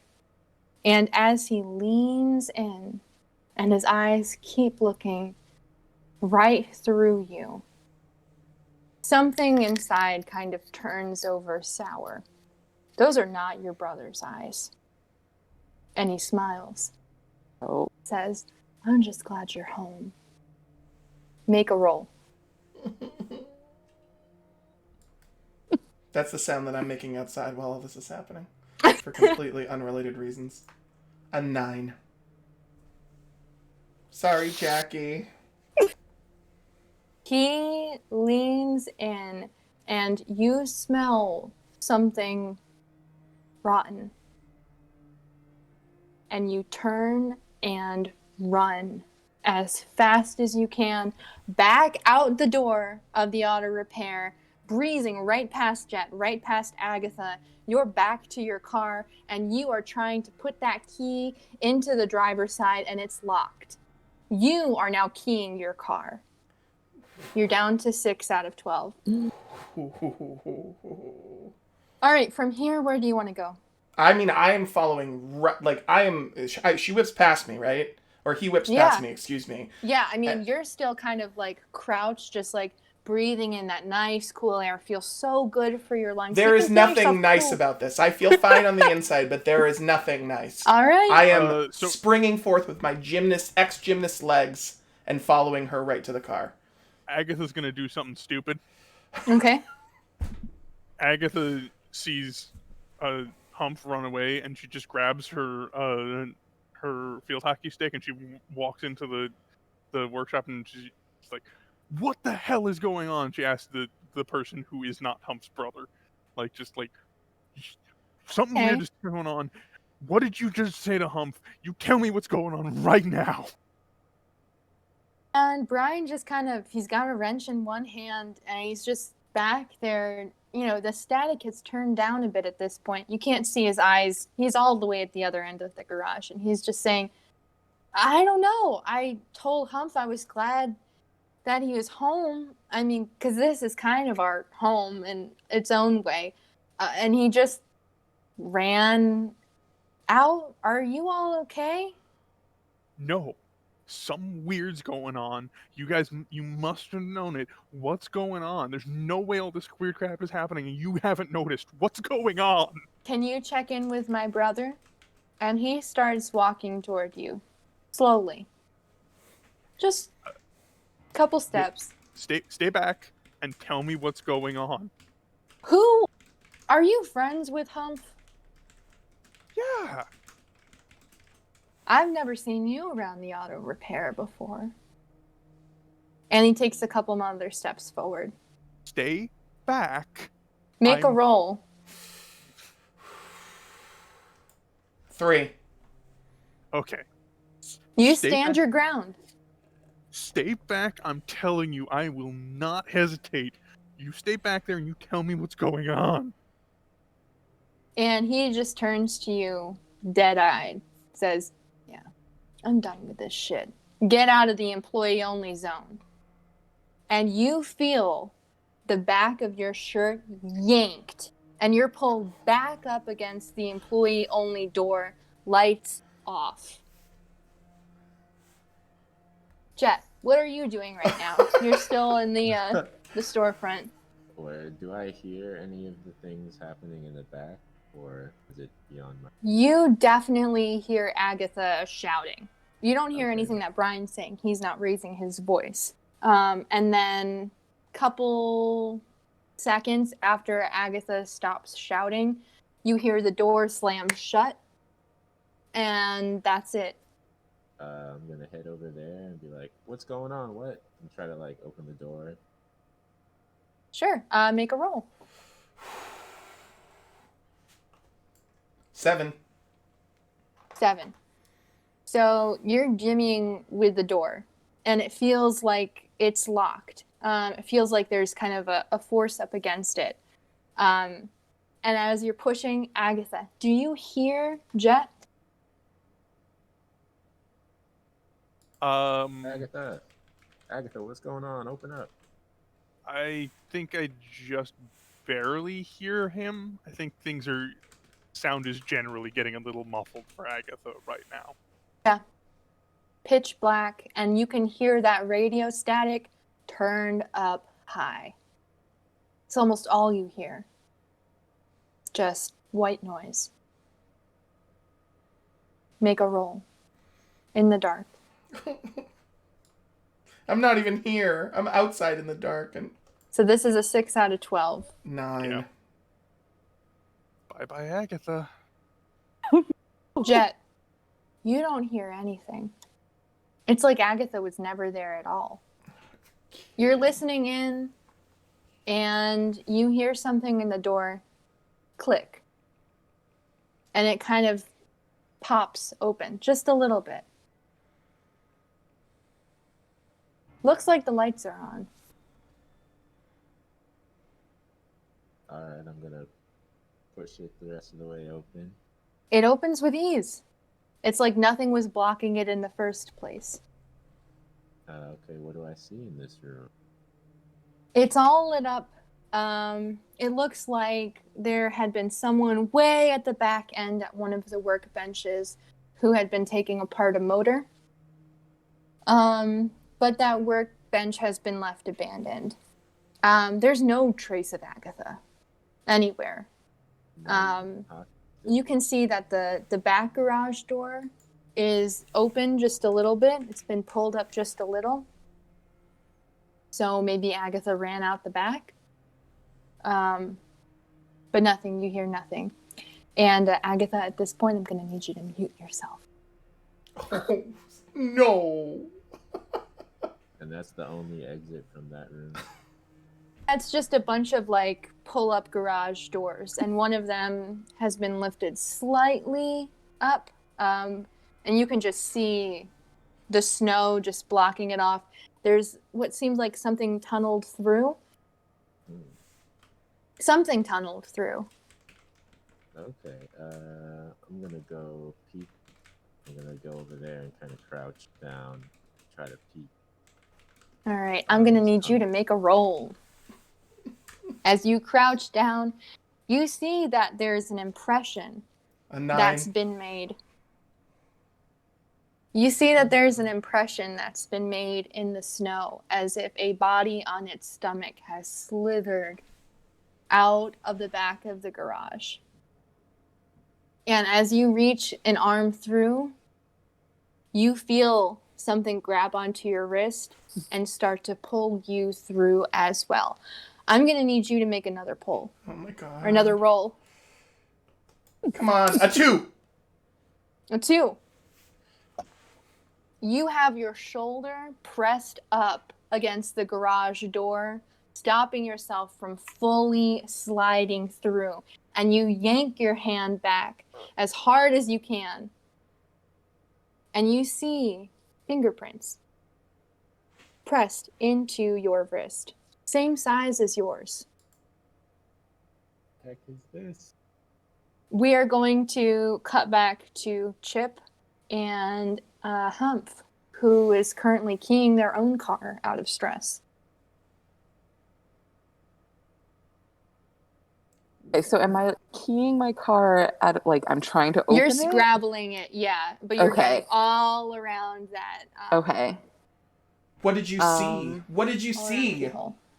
There's something wrong with my... That's not my brother. I knew it. There's something wrong. I knew it. I don't care. Where are the other two? No, I Why don't are they care. not- Let's go. We're out. Let's go. We can't leave Agatha and Jet back there. I'm telling you, I don't even know if they are who they are. I just want to go. Can we just please go? Okay. You get you're this car able to- open. I'm gonna go get them. All right, fine. Fine, give me him. You Give me him. turn the car on and just wait as long as you can. Okay, I don't have my license, so this makes me really nervous. But yes, give me the keys. Okay, give him the keys. All right. All right, Chip gets the keys. Humph, you're going back inside. Chip, I need you to make a roll in order to unlock the door with some semblance of sanity. I have no idea what key this is. 11.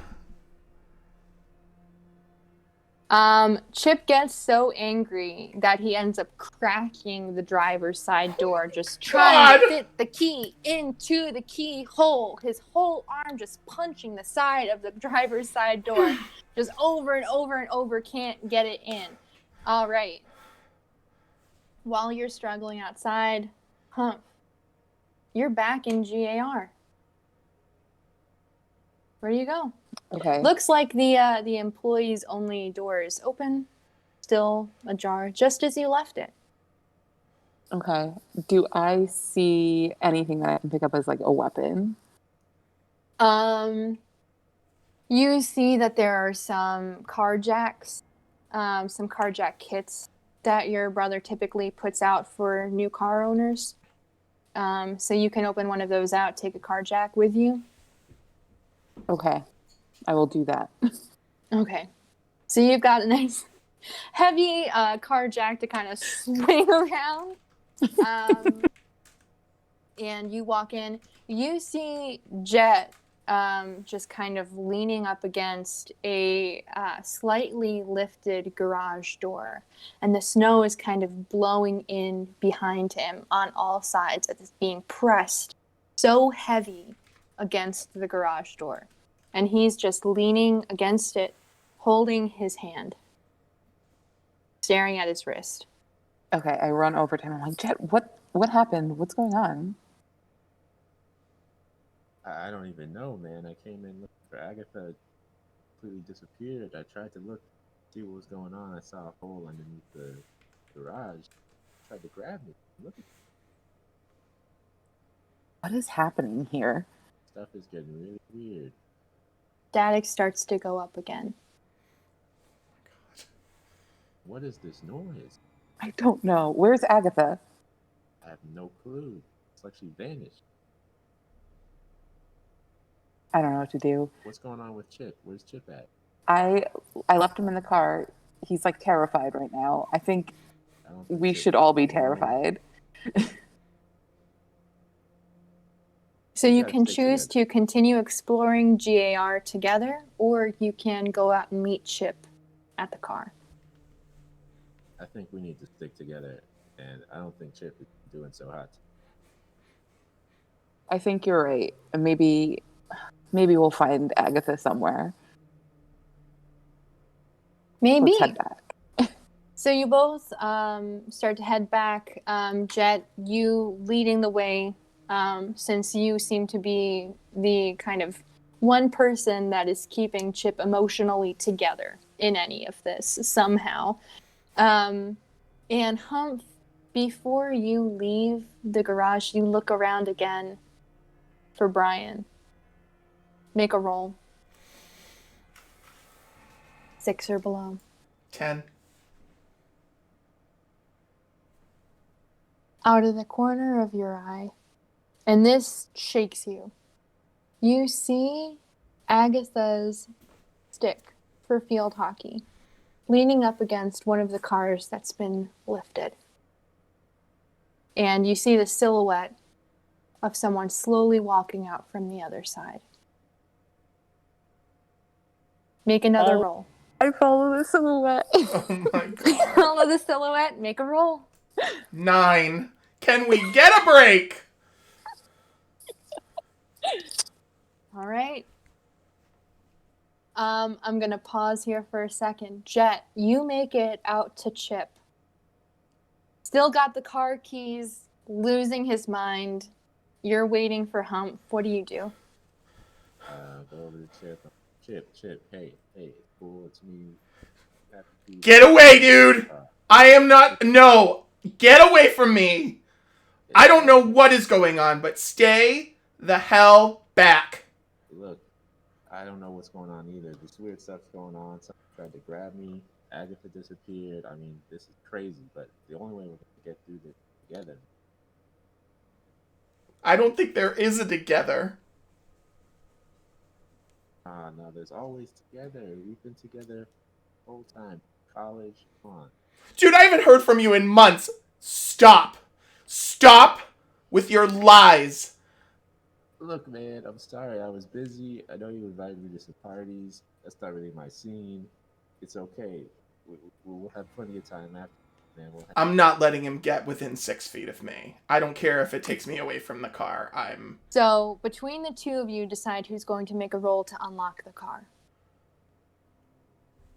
Well, you have the keys. I think I dropped them, didn't I? Oh, you dropped them? Because I was... At this point, I'm far enough away where if Jethro wanted to take him, he totally could. Yeah, you're socially distanced. Yeah. You could easily pick up those keys. Grab the keys and be like, look, I'm going to open the car. You can get in if you want to. Otherwise, you're going to have to try to find our friends.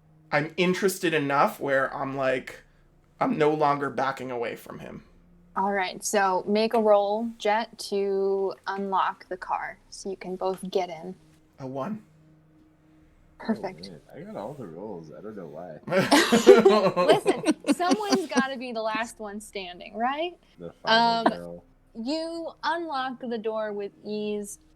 You're freaked out, but not enough to start keying or smashing someone's car. And you notice that the driver's side is cracked and scratched up like crazy.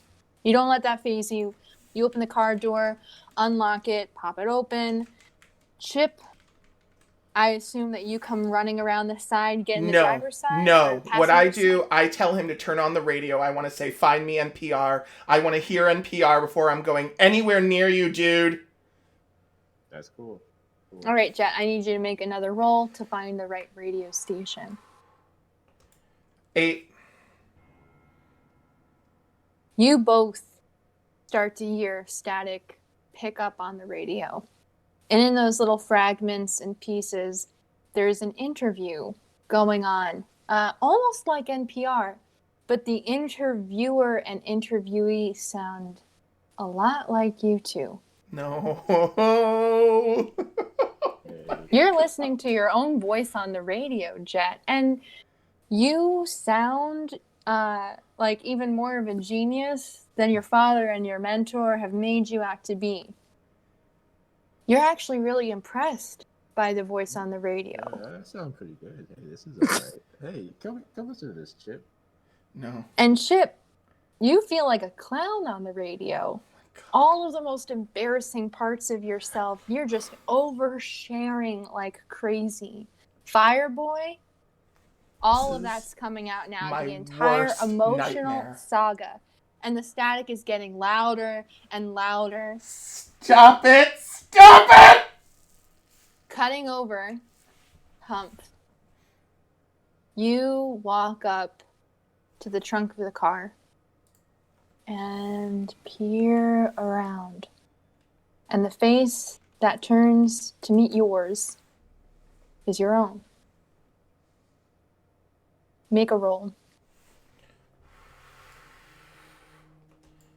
3. 3. As you reach out to them, they reach out to you. And you can tell just by looking at them, they are the nerdy intellectual full of potential that you had always wanted to be for your brother. That's the kid that lived up to his expectations in front of you. Whatever you are, you're the bad reflection, and you can feel it. Welcome You are to now my down nightmare. 4 to 12. Oh my god. All right. What do you do? Me? Yeah, you. You're still alive.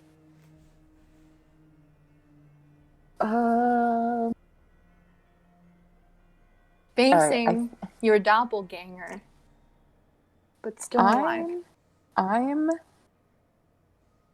going to find my brother. And Hump turns to you and says, "This could be very easy. One of us deserves to be here. One of us worked so hard to get to where we are. Didn't slack off, didn't skip class." I'm going to swing the car jack at him. All right, make a roll.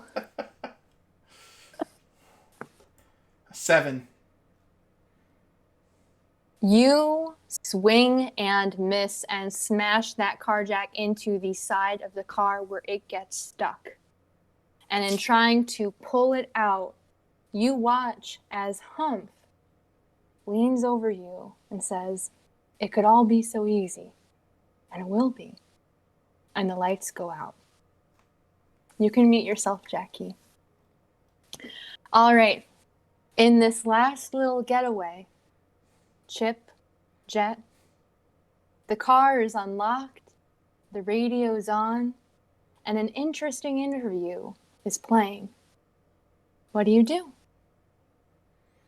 I am literally covering my ears to try to drown it out. I can't. I'm on my knees. I can't bear the sound of my voice confessing the things that I am confessing. You can hear an audience in the back chanting, "Fire boy, fire boy, fire boy." I literally, I can't describe, like, I am paralyzed. And at this point, like, my hair, I'm drenched with sweat. It's matted down. You can see that I have a burn mark on my face.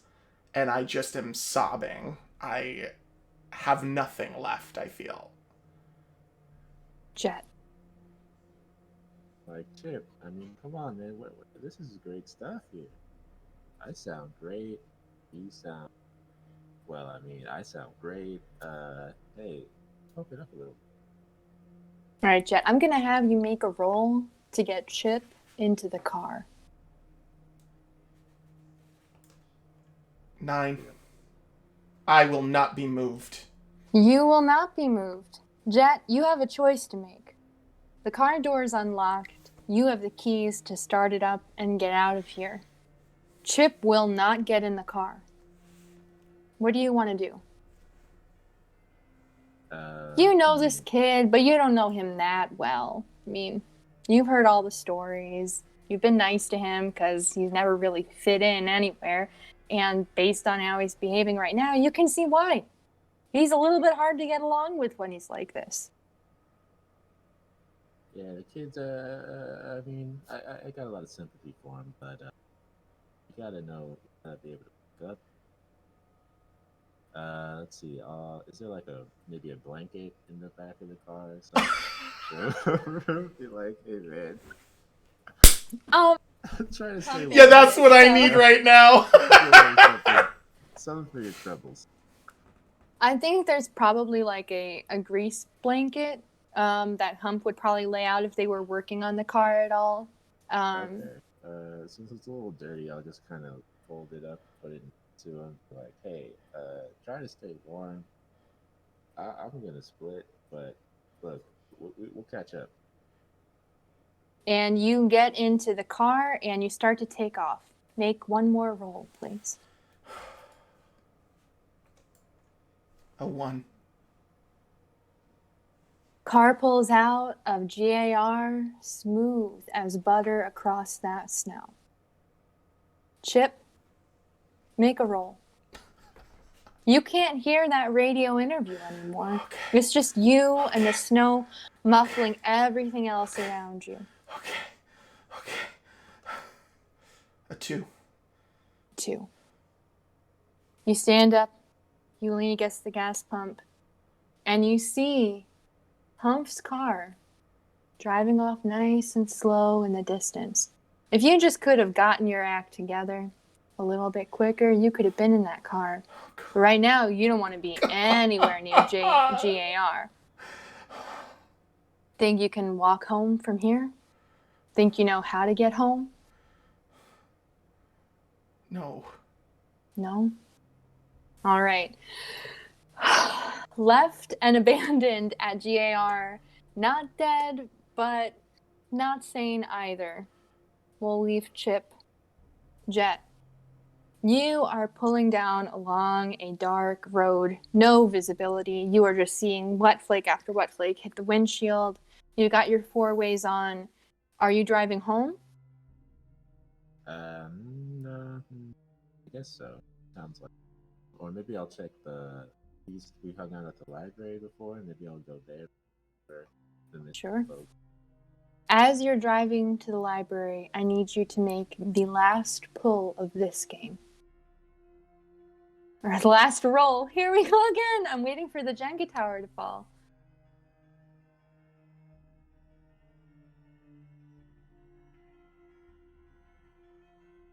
You think you're driving safely, but there's a silhouette up ahead, and you recognize it.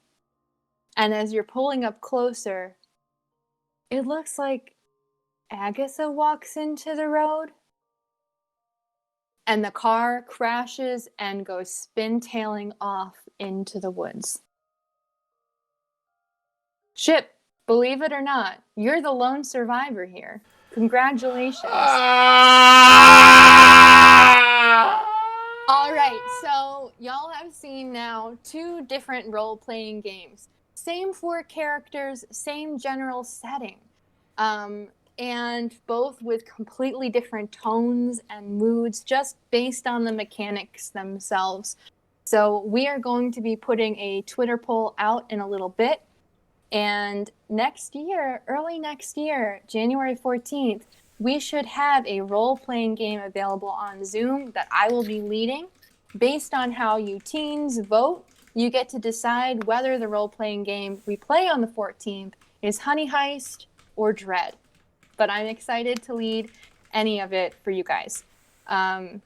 If any of you want to wrap up, I'll wrap you up did if a that's really okay. Great job. Thank That you was so much. wonderful. So this was so much fun. Thank you so much to Stephen, Riche, and Jackie for joining us on here. But of course, a huge round of applause for our game master, Charlie. Amazing. If you guys enjoyed watching, or if you have friends that might be interested in this, we will shortly, it's not up quite yet, but probably tomorrow, we'll be putting out the subsequent session, which right now is scheduled for Thursday, January 14th. Don't quote me on that because I don't have my calendar up, but I'm pretty sure that's the date, from 3 to 5 p.m. And again, the Twitter poll will be to determine what game is being played. There are only going to be 6 spots in that session, at least at first. There is a wait list. If we get enough for 2 sessions, we might break out and have 2 game masters for that session. But if you are interested, or if you know any friends who might be interested, definitely keep attuned to this Twitch stream where we'll be kind of promoting it actively, our bpl.org/events, specifically teen events, because this will be a 13 to 18-year-old event only, as it's a little bit more adult, especially the Dread stuff. And yeah, that's about it. If you have any questions, we will leave our, Stephen and I share a mailbox specifically for some of the Twitch stuff that you guys might have questions about or might have recommendations about, which is virtualteenroom@bpl.org. And if you have not smashed that follow button, please do. Do it for Chippy. Poor Chippy. Save that sanity. I know, right? But thank you guys again. And again, thank you so much, Charlie, for making this happen today. And if you liked what you saw, let us know. Let us know what we might do differently. Or if you have other ideas for RPGs, we can always take your recommendations. All right, with that, I will cut to outro. Say bye, everybody. Bye. Bye, everybody. Squad.